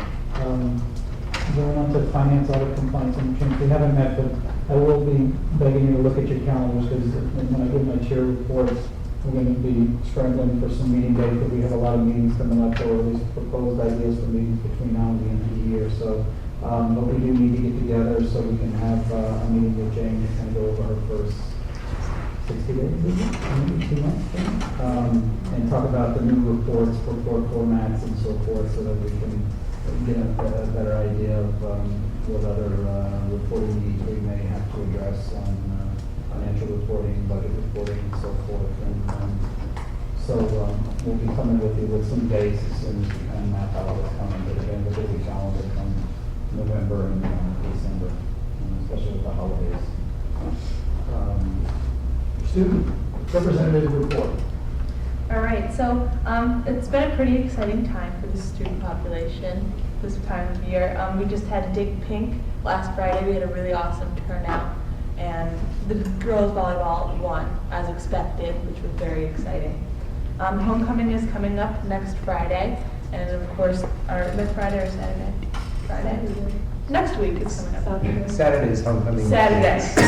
Friday's coming up. There we go, yeah. And so that's also exciting. We're having Spirit Week the week before. I know that the senior class is very excited about the Spirit Week coming up. A lot of the sports teams have been having their senior nights and honoring their seniors on the teams, which is very exciting and also kind of sad for the seniors playing on sports teams. And also, we recently had the PSATs again held in the gym. And as I've heard from my junior friends, I think it went off well. They seem to like having it held during school time again. And a lot of students are also participating in the actual SATs this time of year as well. So that's a source of stress, kind of, but that's okay. So yeah. Is that it? Pretty much, yeah. Great, thank you. Okay, facilitators, Educational Foundation leader. Yes, I had conflict, I couldn't make the last meeting. I think there was all kinds of other meetings were scheduled at the same time. And therefore I have no report. Okay, thank you. I do know that they met, and they were here the night. And they're looking forward to the spelling bee in March. Just a comment on the Education Foundation. We actually have some board members recently that have shared with me, they didn't even know the organization existed. So I do think we need to have, it probably would be a good idea to just find some ways to facilitate conversations between board members and RHAM Education Foundation to know exactly what their focus is and where they're headed. Maybe we can give a presentation. I know they're having some, they're planning on some presentations over the course of the year. One of them is going to be elder law, how to take care of aging parents and what to expect. I think they'll do another one on wills and trusts. And I'm not sure about a college night in the fall, so they'll be making those presentations to the community. Thank you. EastCon? Yeah, I'm going to just read a little bit off of the EastCon website. EastCon has joined a partnership that is spanning New England to promote public understanding of the need to transform schools through personalized learning strategies. Funded by Nellie Mae Foundation, the New England-wide initiative has numerous partners, including the Great Schools Partnerships, Educate Maine, the Connecticut Association of Public School Superintendents, EastCon, and ACES. Connecticut's Personalized Learning Initiative grew out of a 2-year study by CAPS, which concluded that all high school students should graduate college and career ready, said Larry Schaefer, Senior Staff Associate at CAPS. The conclusion of superintendents was that only a personalized learning system would help us achieve that goal. And I just share that because this isn't something it's relatively new in the area, but it's not brand new, and I think it's kind of exciting that there's a partnership with EastCon and that our region of the state is one of the 2 RESCs, or regional educational service centers, that are involved in this, and it's some kind of exciting work. And I think the reason I shared that is because I think what I read from that is kind of that superintendent shared some of Tom's concerns, and that they potentially view this as a solution. And just to share that. Katie, Kevin. Just a couple of things. One, a reminder to the board members that the CAVE website has a wealth of information. And if you're not going out there periodically and just checking out what's on there at cave.org, cabe.org, you're missing out. Classic example, just based on discussion tonight, there's a link to a pretty awesome presentation on understanding the Common Core standards, what they are and what they aren't, that really boils down the information into understanding the terms across the board. The other big thing for CAVE is just continued preparations for the CAVE CAPS convention, which is November 14th and 15th. We have a number of people from the board who will be attending to divide and conquer. The goal is to capture as much information from the entire event so we can bring that back to the full board for those that can't make it and disseminate some next. Yeah, it would be good if we kind of meet at some point before the conference and call everybody who's going and make sure we kind of go to different sessions so we can bring their information back. So that would be great. Thank you, Kevin. Okay, chair report. Coming out of our board evaluation that we did last beginning of the month, Kevin and I were kicking around some of the outcomes there, and 2 things. First is we'd like to arrange some public forums. Maybe it's a series, maybe it's 1 or 2 nights, where it would allow an opportunity for Bob and the administration and some of the actual budget heads, if you will. I hate to use that term, budget heads, but people who are in charge of the departmental budgets and so forth, to give an opportunity to present to the board some of their needs, what they see short-term, medium-term, and long-range terms for the classroom, for the students. And it would give us a little bit of a different perspective, and it would be done in a public forum so that board members of the community can be there to hear, share, input. I mean, from the chair's point of view, it would probably be an interesting meeting to try to manage, but again, it would have to be, some level of time control on subject matter and content and so forth, but I think it would be good for the board to have that opportunity to meet with Bob and his staff and the different people with budget responsibilities, so we get an additional perspective before we actually go into budget season, so it'll give us a little bit of a heads up on that. Also, Bob is waiting for some dates. We're going to try, as we mentioned at the last meeting, to have a special session, executive session on security, and specifically, Bob has asked representatives from the Hebron Police Department, along with representatives from the Colchester board, to come out and visit with us and have an executive session on how their school resource officer relationship works, arrangement, pros, cons, good, bad, whatever, but give us another chance to talk about some of those items. So Bob's just waiting for some dates back, so as soon as there's a couple of people that are involved, as soon as they can coordinate their calendars out, try to get some dates out to everyone. Would there be a way to have part of that press presentation open? So what is a resource? The only reason I would say no is because the boards have that privilege to do their security. Yeah. But I mean, if the Colchester people, I guess what I'm saying is I don't want to invite them to a public session Right. for recording.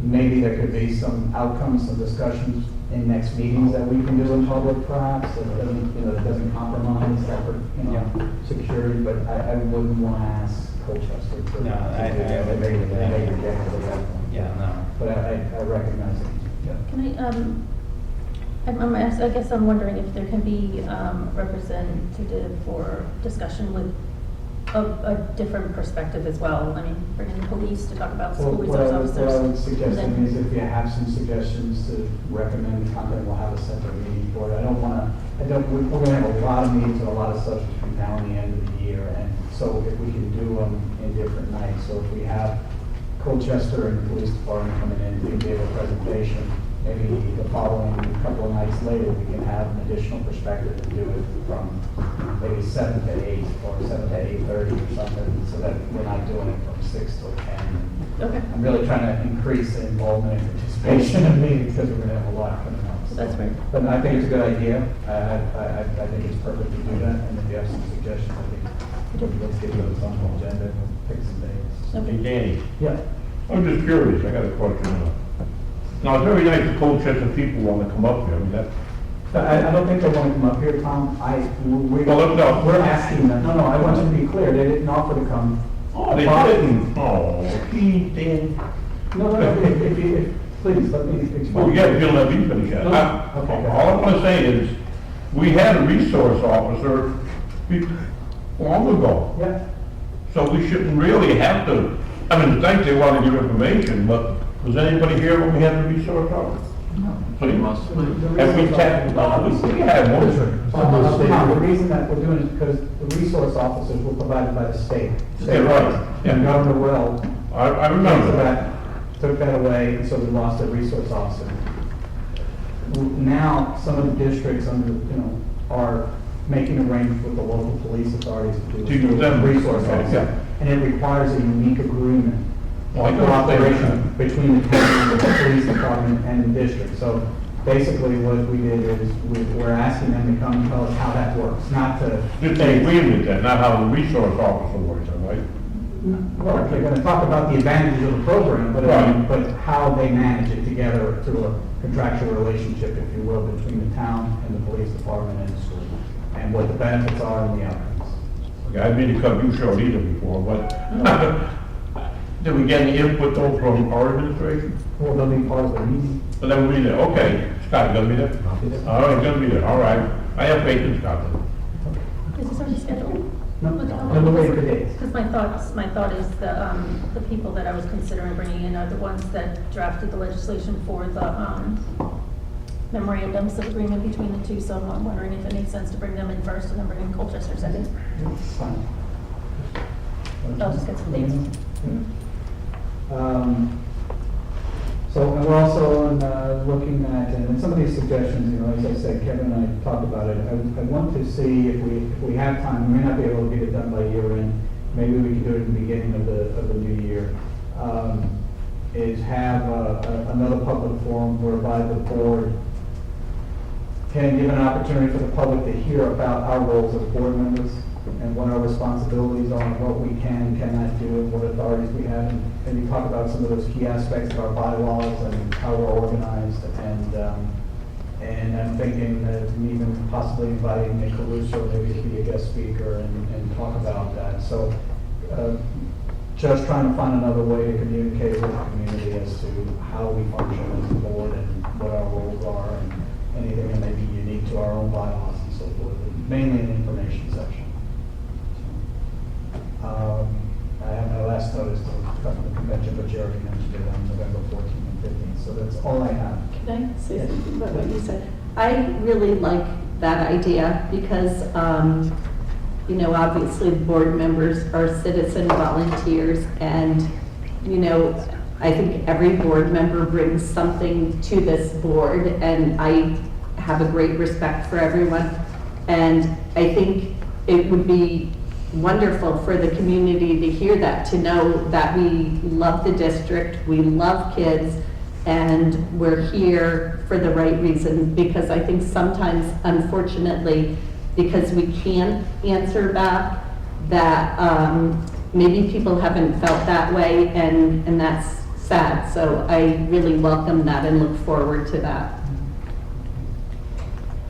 Okay, action items, approval of the minutes of 9/22/2014, which is a special meeting, so need a motion for approval. So moved. Okay, motion made by Kevin, for a second. Seconded by Rich. Any discussion? Okay, all those in favor? Oh, I was wondering, Yes. I'm sorry.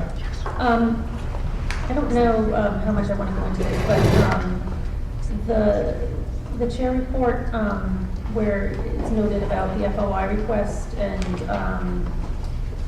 about your understanding of what the conversation on the phone was about. I understand that these are minutes, but when I've read them, it appears to me that it doesn't reflect what the actual, the request, I'm sorry, I'm trying to speak this out. It doesn't reflect my understanding of what this conversation was about, and I didn't know whether I should go into explaining my perception of this, because this doesn't at all sit well with me about what it says, so I'm not sure exactly how I should handle that. I know it's your perception, but I'm not sure how I should clear up the fact that it looks like there's misunderstandings in it. Go ahead. Do you want me to? Okay, so I wanted to provide some clarity about the section where it says Mr. Holtquist stated that there was an FOI request for emails from a board member regarding a specific matter. That was me, the board member, and it was a conversation with Attorney Sedor. The subject matter was an FOI request that was made from Mr. Guernsey about emails that I wrote or received from a family. I wanted to just say that the request for the email, the request for the information came. I provided the information voluntarily to the board attorney, who reviewed the information and redacted it, rather than having me redact it myself. After Attorney Cedar reviewed the emails, he redacted the protected information and forwarded it to me for review. I approved Attorney Cedor's work, and the documents were to be sent to Mr. Guernsey. The problem, though, Attorney Sedor wanted the storage of this protected information resolved before he could send out the information. So that's where there was an impasse, where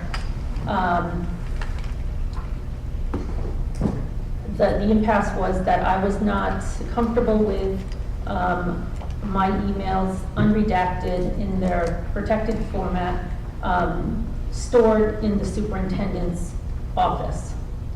And so that's where the impasse was. I asked the Attorney Cedar if we could include the board chair in that conversation to resolve that matter, not the matter about what was contained in the emails.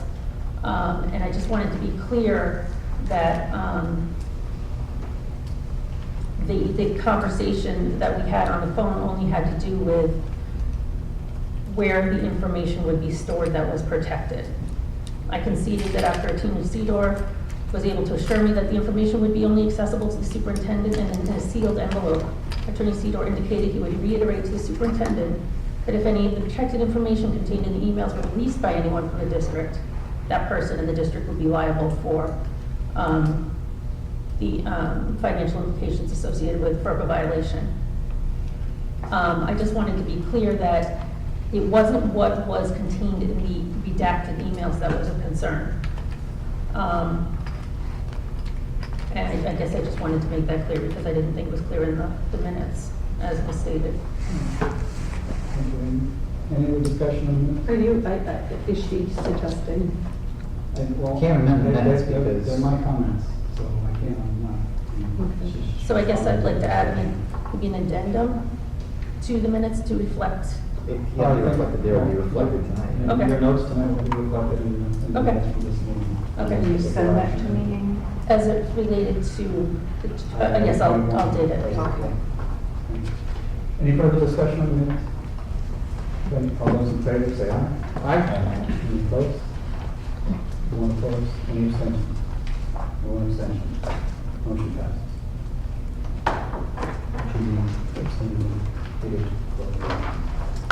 8.2 personnel actions, none. 8.3, I need a motion to accept and receive and file the following documents. Levy payment schedule, 8.3A, cash flow reports, 8.3B, monthly financial reports for 2014-15, closure, 8.3C, student activity report, 8.3B, special education report, 8.3E, student discipline, 8.3F, and cafeteria report, closure, 8.3G, sick day report, closure, 8.3H. Someone, motion made by Kevin, is there a second? Second by David? No, I have a question. Need a second before we can discuss Okay, it. well, we need a second. Second. Yeah, second by Amy, David. And 8.3B, Careful, EOD. is it a misprint or is it because it means here account balance is of 31st August 14 is different as a beginning balance from this report? I'm sorry, David, I'm not following you. You said 8.3B? 8.3B, This one, like better. this cash statement, is this cash statement? Yes, And what's your question, David? the first line, beginning balance. And I assume we talk about September. And therefore, the end balance in August is different as the beginning balance in September. Why? I don't know, let me take a look at it. That was the first one that I had done. If you started.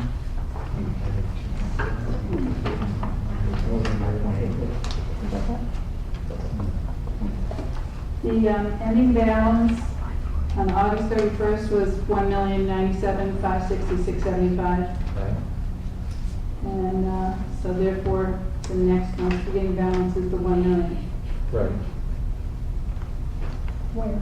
But then, So, Jane, you put the top. You have account So you balance. start with $1 million, and then you had 2.7 revenue, and then you had expenditures of 1.9, you had a total of 5.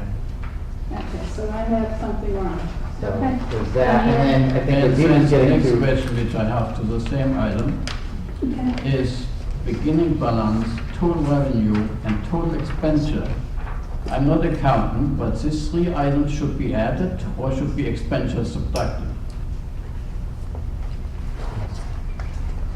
Well, let me how about I take a look at it and report back. Thank you.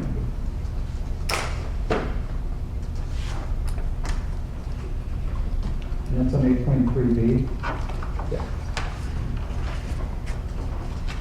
And you can remove that from acceptance of the reports, David? Yep. Okay. So can we amend your motion, Kevin? Absolutely, to remove and close 8.3B until it's going to be. Any objection? Okay. All those in favor of accepting the Further report? discussion. Oh, sorry, go ahead. Questions. One,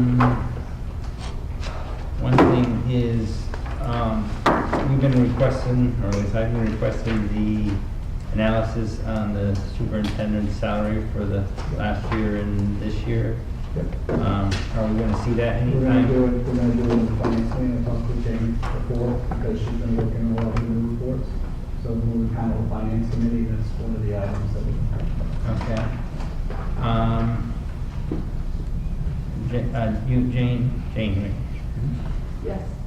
In your written report, you said that there was more work to be done to get the old format budget mixed in with the new format budget as the original budget.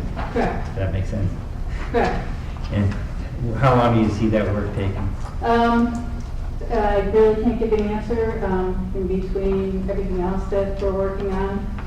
It's a little difficult to recreate what we had, especially since I wasn't here and didn't develop that budget, so I'm trying to just move items. An example is, the facilities director's salary was in, I believe, with the custodial wages and the maintainer wages. So it's just taking the time to go research it, pull that item out and move it. So we're gonna do that. I'm just doing it gradually when I get some spare time. There was just a few items that, that I was looking at this is the object report. I forget which one that was. It was the third, or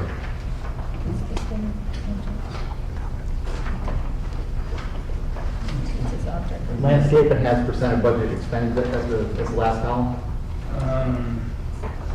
right? this one that's the last column. Yeah, your last column is the percent of the budget that's been spent, yep. Yep. Yeah, and it's the object version. The actual report itself isn't numbered. Oh, it's not. No, because it's all part of, It does say object at the top of it. It does. Not there, but on the page before you name it. Oh. Yeah, okay, Yeah. I got that. There was about 6 items that I was concerned about. Other employee benefits, that's a new line item that were 290, that were over about 880. Page.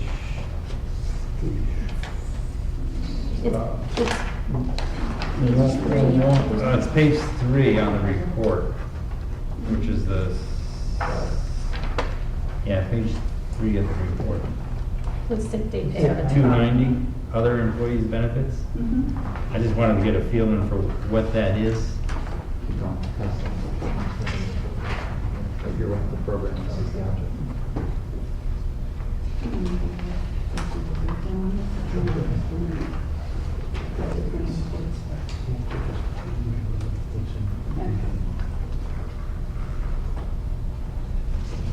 And if you don't want to answer it tonight, we're more than willing to, send us email.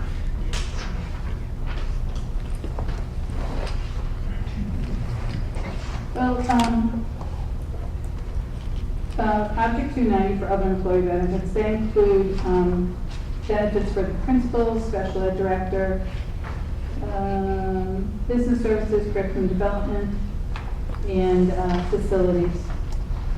And that is probably, again, where the money is probably sitting up in the salaries in the original Okay. budget, and they haven't been moved because if you see there was a $2,000 budget. Right. That was because I was able to pull out Yeah. one of the, Okay, so that's individuals. some of the other things that are in the contracts. And I mentioned that Okay. in my memo, that some of these things Right. that are in a negative will hopefully be fixed as the Mhm. money, as the budget monies get moved to the appropriate account. No, that makes a lot of sense. I'm really glad to see that. Professional services, we're getting 300. As a board, since we've been doing a lot of that type of thing, Are we concerned at this point, and when should we start being concerned? Purchase of professional services. As we get further in the negotiations. Yeah, Okay. depends on how we go, we just started both negotiations. What does that mean, professional, purchase That would be the professional? accountant, the lawyer. Okay. Because it's legal services right below that is legal services. Legal services are,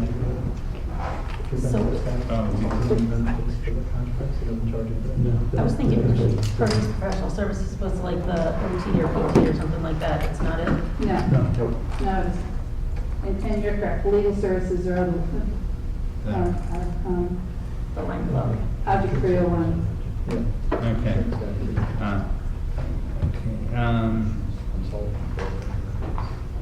not worry about that one.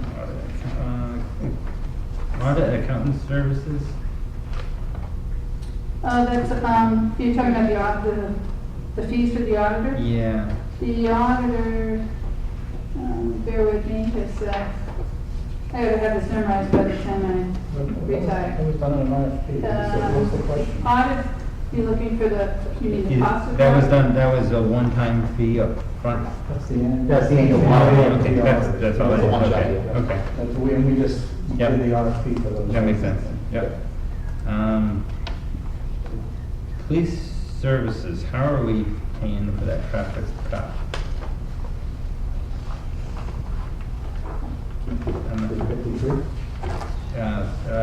Is it under security? I don't know if it's under where, I don't know if we're paying out of this line item or not, and I'm just curious. That's where we start. That would make sense. What do you mean, what- that's where it starts? We might end up having to transfer. Oh, Okay. It's got, I have to start somewhere, and that's the beginning point. But I would assume at some point we'll have a plan. How are the snow plowing contractor? We just awarded it. The local shuttle was the low bidder, and We had two bids. Shadow was the low bid, and preparing a memo for the superintendent to award it. Any other questions on the reports? yes.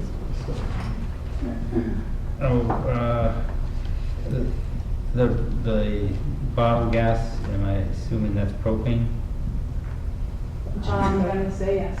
Say which object? 623 on page 5. Yeah, because it's under the electricity heating oil. Right. Yeah, Now- that's gonna be appropriate. That one we, in our original budget for this year, was lower than what we spent the previous year. So I would hope that we have plans to address that. That either we gotta shut off the heat. Was that at risk now? Well, it's 82%, it's just coming into the cold weather, so yes, it's at risk. So I'd like to hear what the plans are for that. And at the next meeting, what the plans are for that. And, you know, if necessary, we turn the heat off in the garage. And then textbooks is over quite a bit there. Not a lot, but some that I would hope we would have a transfer request soon to cover that. That was all the, So, I mean, James, just as a high level, I think what would help from a board perspective is, when looking at the object budgets, anything that's above a percentage that it should be tracking at this point. I'm not worried about 100% expended on a one-time item that we paid at the beginning of the year, that I get, but items that are continuously being hit. If we're tracking above where we should be at this point in the year, it'd be helpful to have an explanation to go with it, saying, this is what we know about this line. You know, that it's tracking above because we know we still have to transfer funds based on the change in the chart of accounts. Okay, that's one explanation. We're gonna need more funding for this line because we're gonna come up short, so we've gotta find some place elsewhere in the budget. And here's what I would recommend you do.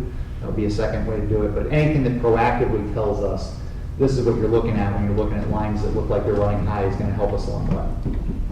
I would hope our adjusted budget actually starts reflecting what we predict the end budget to be. Right, what we're forecasting. So it would be a forecasted budget.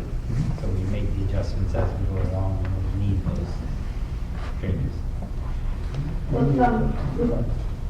Danny, if I may, based on the memo that I wrote about the 3 different reports, I think I need some direction on. Do you always want a budget status report, a function status report, and an object status report?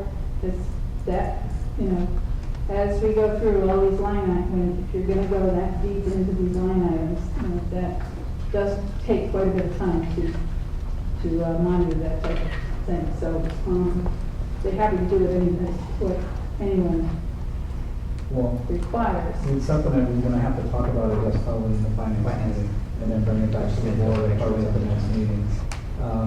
Because I do know that the board does want to make adjustments as we go forward, where we need to. So, You're talking transfer, yeah. and you have a board policy for transfer. We have a board policy for transfers, And you have a and board subject to policy. interpretation. Traditionally, we've done it at year end, and we did that 2 meetings ago, I think, after the audit, it was like 700,000, I think we moved in accounts, I think, to true up the balances. And the board, policy. and I think the general consensus of the board is to do that as we go. If we identify those accounts that are getting close or underfunded and we need to address them, we want to address those changes as we go. So, and we can talk about that in the meeting, if how much of that is a problem or how difficult that is to run, but I do know the consensus was when we came out of budget, and I think in this year, is to try to do our best to do this as we go. My preference is the object budget. I feel that is something that we can really track our expenses, or the other ones. Okay, Danny, I think everybody speaks up and say, I do it too. Okay. I have a question here to 563. 563, Dean? Yeah. And is that because the negative amount which we have, is that because it is now differently spelled out, that we have a lot of different positions where we're spelling it out as before?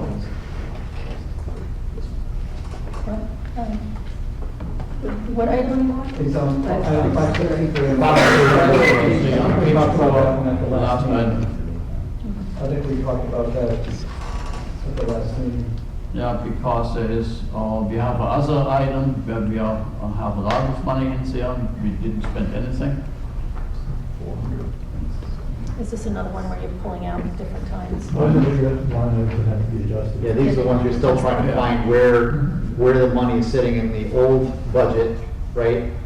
The reason I'm asking is because it was not in the original budget, it's a new line item. Is it on purpose done, or is it now wider spelled out, or how are we doing it? These reflect the new accounts. These reflect the new account, the state requirements. Okay, this is my question. Yeah, so some of the new accounts. And maybe we can. Because I'm looking only big negatives lines. Maybe we could change, for James to talk for a moment about the philosophy behind the chart of accounts and why it was implemented. James? Okay. The old chart of accounts was really very small. This was my question, this was compact and now we're spelling it out. Correct. And so therefore, by expanding the chart of accounts, it gives us a chance to improve the information and to manage the information better. It also, with this new chart of accounts in the software, we're able to generate reports by sites, middle school, high school, by program, art, reading, music, that type of thing. The old account structure, and I didn't really see a lot of that old account structure. Obviously, I've inherited the new one. The old one, it also, there were a lot of generic object codes. So professional services covered a multitude of things. And now you're going to see that broken out. For instance, your example with the tuition, you have different types of tuition that you have to report. Then also, don't forget, you get your excess cost and agency placement grant fund.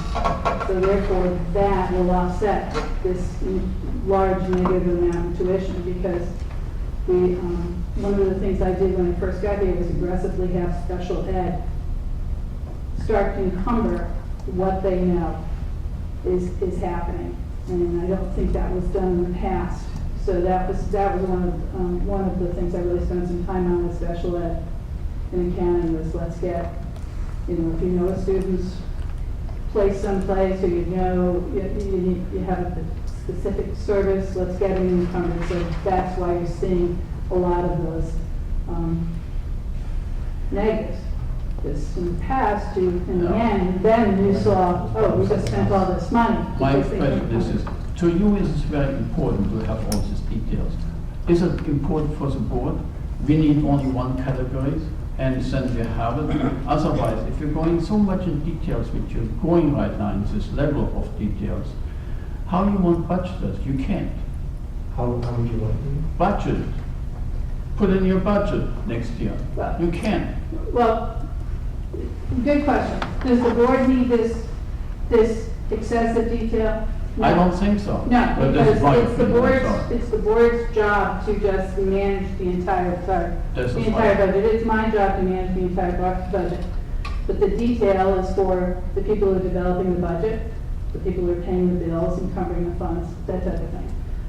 That's why that budget status report that is the first report, that kind of gives the board that bird's eye view of what's going on. When we start, and we'll do whatever you want, but when we start getting into that very detailed detail, that's a full-time job. And quite honestly, you don't have the staff for that type of. Therefore, my question to the board, is it necessary? Is it, well, put it this way, we've never had options before either. So I guess let me give a perfect example. We go through some very, very tough budget seasons, right? We go through and we look at where we think we're going to be on the end of the year on certain items. And then we go through the budget, and we approve the budget, or council approve the budget, and then we come back a month or two later and we move $700,000 in budget transfers of different accounts. Different story, 100% different story. Well, how is that a different story? Because when you say 700,000, this was spelled out for such and such and such item, but this was categories, there were no detailed items.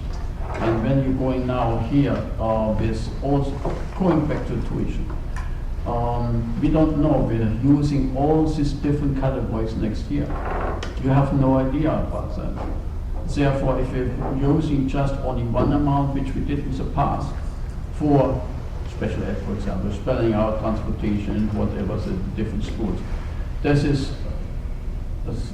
we don't need this kind of lower level. We need an upper level. And there you can see exactly where you are.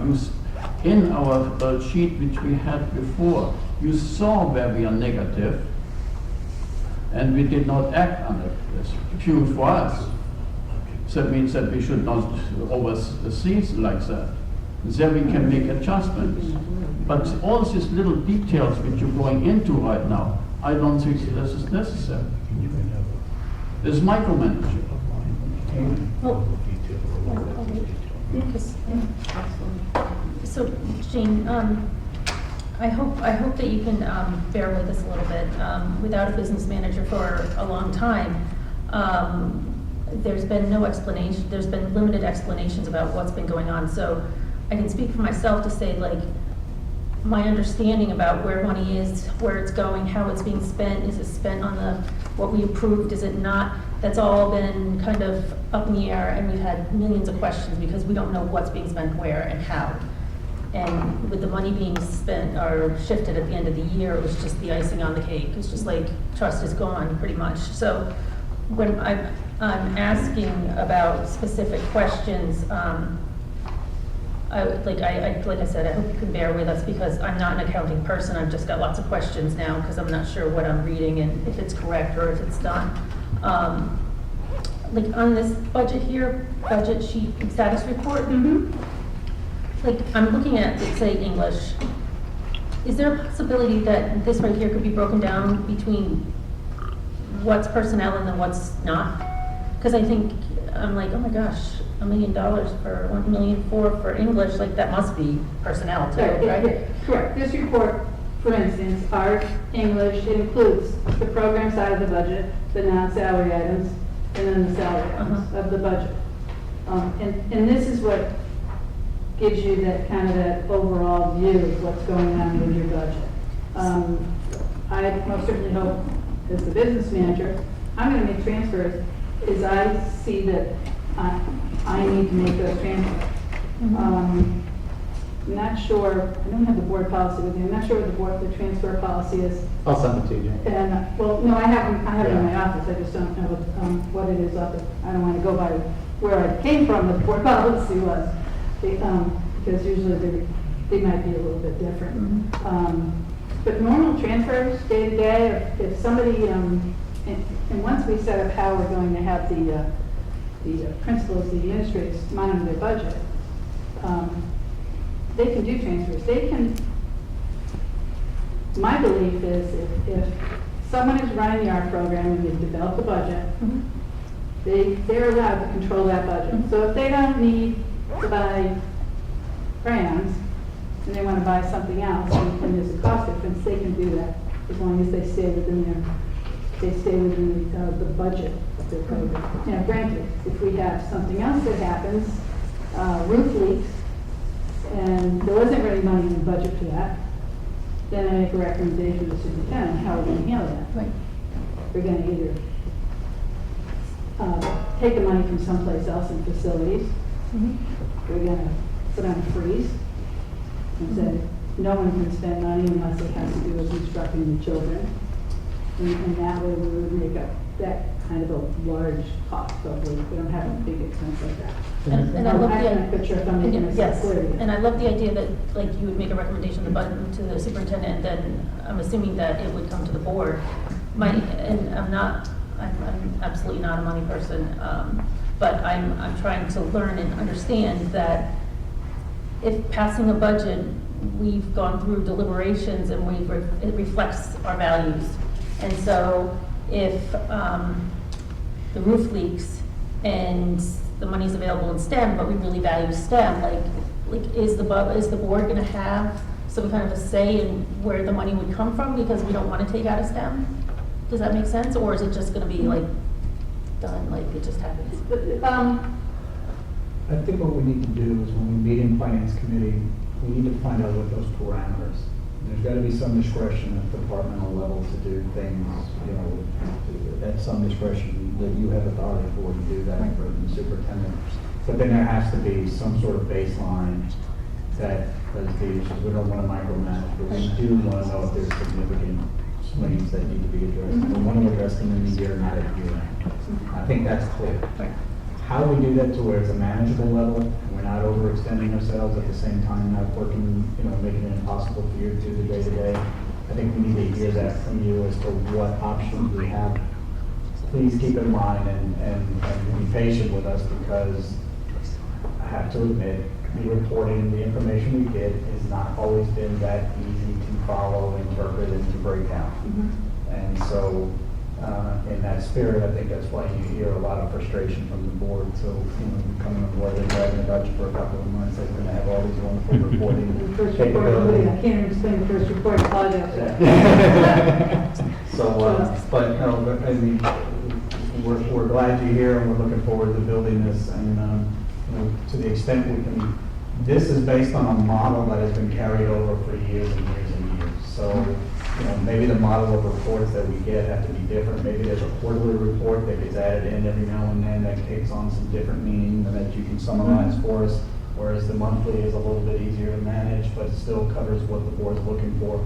So I think we can work through that and meet somewhere in the middle on that. And so, as difficult as this may sound, we are a reasonable group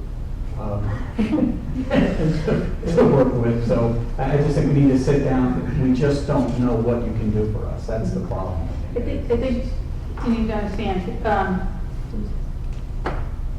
and this is a regional school district, so this is the first time for me dealing with a regional school district, but I've never closed a year in a deficit. I've never gone back to the town and said, we need more money. And I'll give examples of, everybody had problems with with their roofs when we had all those snowstorms that came from the district. We spent quite a bit of money and we covered that. We took care of it. And same thing with, everybody knows, special education costs. That's the volatile account that, and you gotta, this is the budget, we have to work with this budget, and, we'll make it. And I'll try to help everybody as we go along. I'm also learning this whole thing. I probably spent an hour tonight trying to find one account number to decide where I want to put this, and, so I'm learning with you, but we'll try to get some reports that you need, that make sense to you. And I think hopefully when we develop the budget with Dr. Sminsky, I'm going to give him some ideas that will hopefully help explain a little bit better. And hopefully, I may make recommendations to him that you need to put this in the budget because it's not in the budget and it's here. So that's kind of. I just want to say that this conversation sounds familiar. I disagree with Amy. We have to have a little trust in the administration that they know how to make decisions. I don't expect them to call me up on the phone and say, hey, Tom, the roof leak, what do you think I should take a... That's why we hire them. That's why we pay them.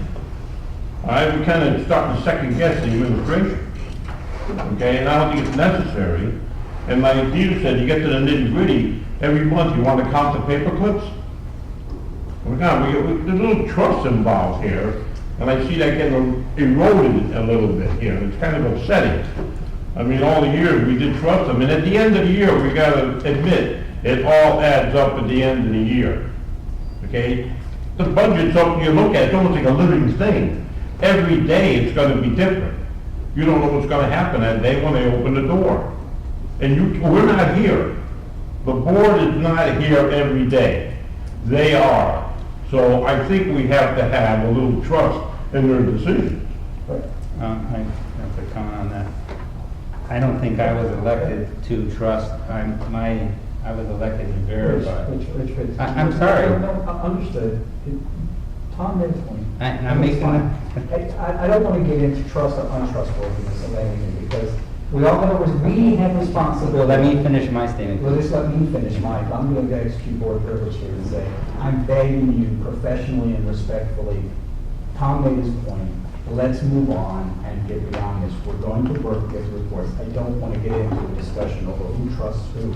It's not necessary. It's irrelevant. I'm begging you to move on. Where can we have this conversation? When we get to finance committee. It is a Are we all motion. invited to that? I called somebody to come to finance committee. It's a public meeting. Peter? Is a motion on the table? Motion's on the table to accept. I call the the motion. Okay, Peter's called the motion. I still want to do some discussion. Okay, well, he's called the motion. That doesn't matter. It doesn't matter. Let's vote whether we want to call the motion then. Okay, Peter's made a motion, call the motion. 2/3. Any discussion? Is there a second? Does he need a second for that? Is there a second? David, second about Kevin. Is there any discussion? Hearing none. All those in favor of calling the motion, say aye. Aye. All those opposed? Any abstentions? Motion passes. 4-0. Super majority? Yeah, it takes a 2/3. Two-thirds majority of those in attendance. To shut up people's discussion. That takes 1, 2, 3, 4 out of, we got 7. Since when we need 2/3? here. And that motion to stop this public debate. Okay, well, I'm gonna give 3 more minutes to the discussion. You have the floor for 3 more minutes. Let's put that up. I don't need to. Board chair does have the privilege to limit. Point of time. No, he doesn't. Point of time. Yes, I do. Point of time. You don't have time. Check the manual. You just have the number. Carries till midnight, go. Since your discussions happen in the subcommittee, which I'm not a member of, I want to make sure that the budget that we will be talking about when budget season, when we talk about textbooks costs, I want to make sure that I'm looking at a report that has that line item on it. So I want to match those things. We do not budget programs during budget. We budget objects. At least that's how we did it last year. So that was the reason that I want to do that. And I do feel that it is my responsibility to monitor the budget. That's correct. Thank you. Any other discussion? I just have a quick question. On this business services budget thing, on this one, it didn't have professional development, and I was wondering about that. Is that just to, where would that be included? Do you know, like on this one? Because there's no professional development on this. Oh, it's, I don't know. It's Center the part. status report. Yeah, there isn't any no. Is that, is it somewhere else? Or, I mean, is it in something else, or is it just, or can we add it? Professional development. Is that clicking? I'm not quite sure where it falls. Okay. That this,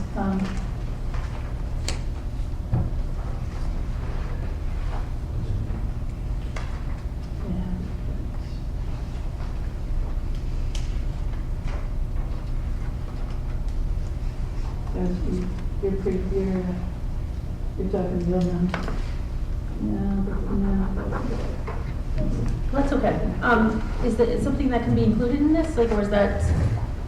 Well, I can tell you, once I find out where it is, I'll be able to tell you where it is in this, Okay. in this chart. How's that? Beautiful, that's great. Thank you very much. You're welcome. That's it for me, thank you. One of the things about this new chart of accounts, we've heard the state talk about the uniform chart of accounts. This will allow us to flow into that without anything like that. So that was big with us, because you know the state went down that route. And then a blue manual, and I know only about a cover book. You remember the title of it? Yes, I had it written down somewhere. It is the National Center for Educational Statistics. And that is one of the reasons that the chart of accounts developed this that. I don't want to know about that. So, when the state's uniform chart of accounts, then they want us to do a crosswalk over to that. I mean, that's, this has been a uniform chart of accounts. I've been working with Casbo on that for the last 4 or 5 years. They still don't have it, right, as far as Casbo. That's right. If they try to move basically when most school businesses, they have decent charts of accounts already. And that's what you have here. Now you have a nice chart of accounts instead of this short. Great job. So, I didn't develop the chart of accounts. It's taken us a lot of work to get to this It point. does. But it's a good chart of accounts. Thank you. Back to the original motion on the floor is to accept all the items under 8.3 with the exception of 8.3B. All those in favor say aye. Aye. Any opposed? Any abstentions? Any motion passes. I bring this to item 8.4, Calvin, the first reading. Okay, so for first reading tonight, we have,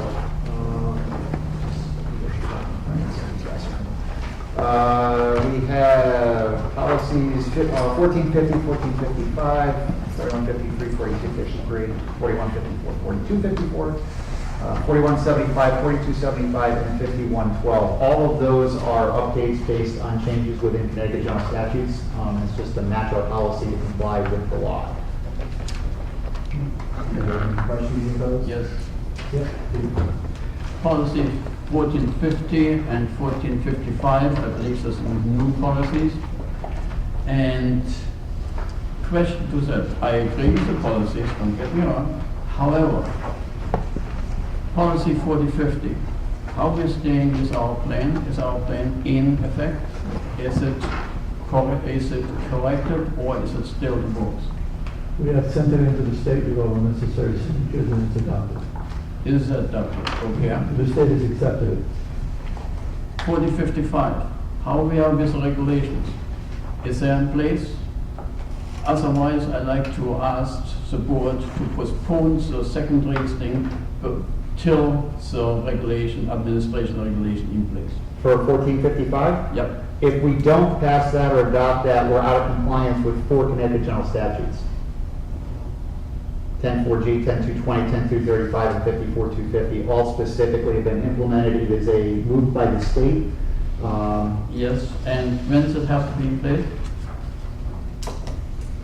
That I will research Is for there a you. due date? That I will research for you, David. So you don't want it to go to second reading? Till the administrative regulation finished. May I see if Shipman sent us those admin regs as part of this policy? I don't know. Okay. They did? Okay, Would you be therefore, happy if I checked them? therefore I'm asking. Okay. If it's in place, we should not put this policy in action before it is in place. Okay. All right. Okay, takes us to 8.5, second reading policies. Kevin? Sorry, just Yeah, put it on the other one.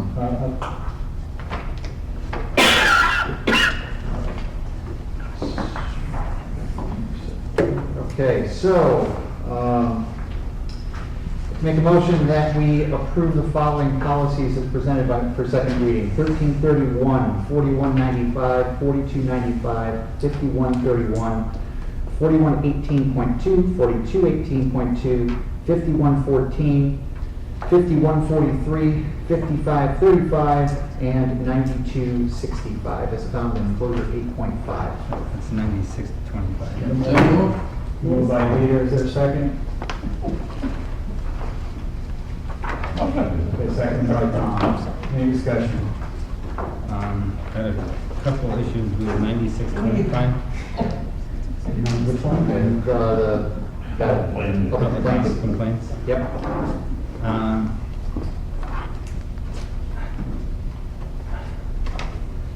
One, it doesn't address complaints about the superintendent.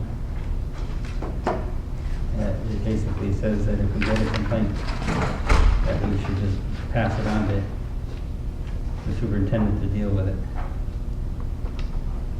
So there really is no hook in the place for that.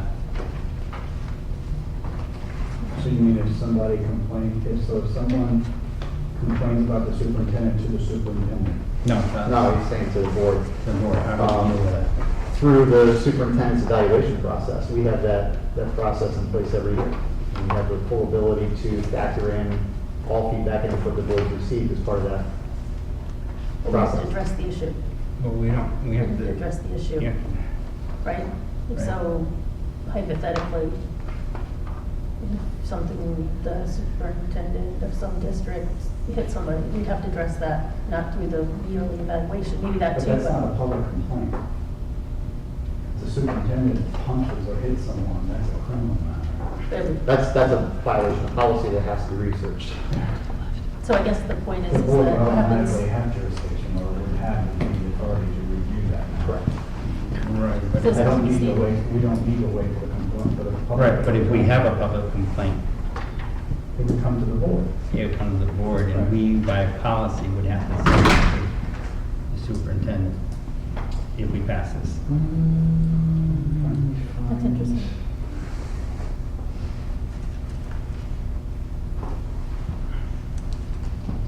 So I had that issue, and then I had the issue of the follow-up, a written follow-up. If a board member, the follow-up shall be in the form of written or memorandum to the board members. And I'm not sure that we would be entitled to a follow-up on potentially many issues, Any personnel issues? any personnel issues. Well, we're entitled to a follow-up from the administration that the issue has been addressed. It may not necessarily include details, specifically saying, this is what I did, because if you know, it's We don't have access to any. Right. correct. I mean, if it's a student issue, FERPA kicks in, we can't see that, that kind of thing. But we do have, you know, the right to be informed by the superintendent that received the complaint, researched it, and appropriate action has been taken within the policy to address it. Okay, so we would just hint that would, that's what you meant by that? Yeah, and it's basically that the issues, the matter's been closed or addressed. Okay. A quick question. Yeah, please. It's a motion. Which number we use? It's 9625. 9625 is what should be. Which we use, okay, not 9630. Correct. Now I'm confused. No, this came from Shipman and Goodwin, right? These are the, Correct. Yeah, it's been reviewed through council. Any further discussion?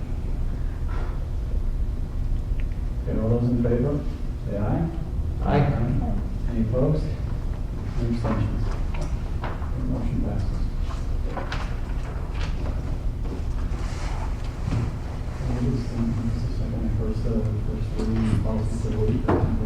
Just, we're not touching those. We had two policies that were potentially up for first reading that we pulled. Okay. That brings us up to, excuse me. Yep.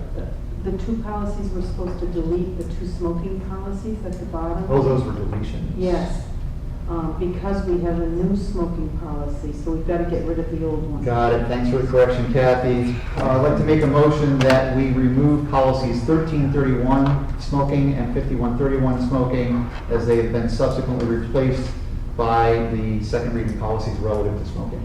The language has been updated in those policies. Motion made by Judy, second by me.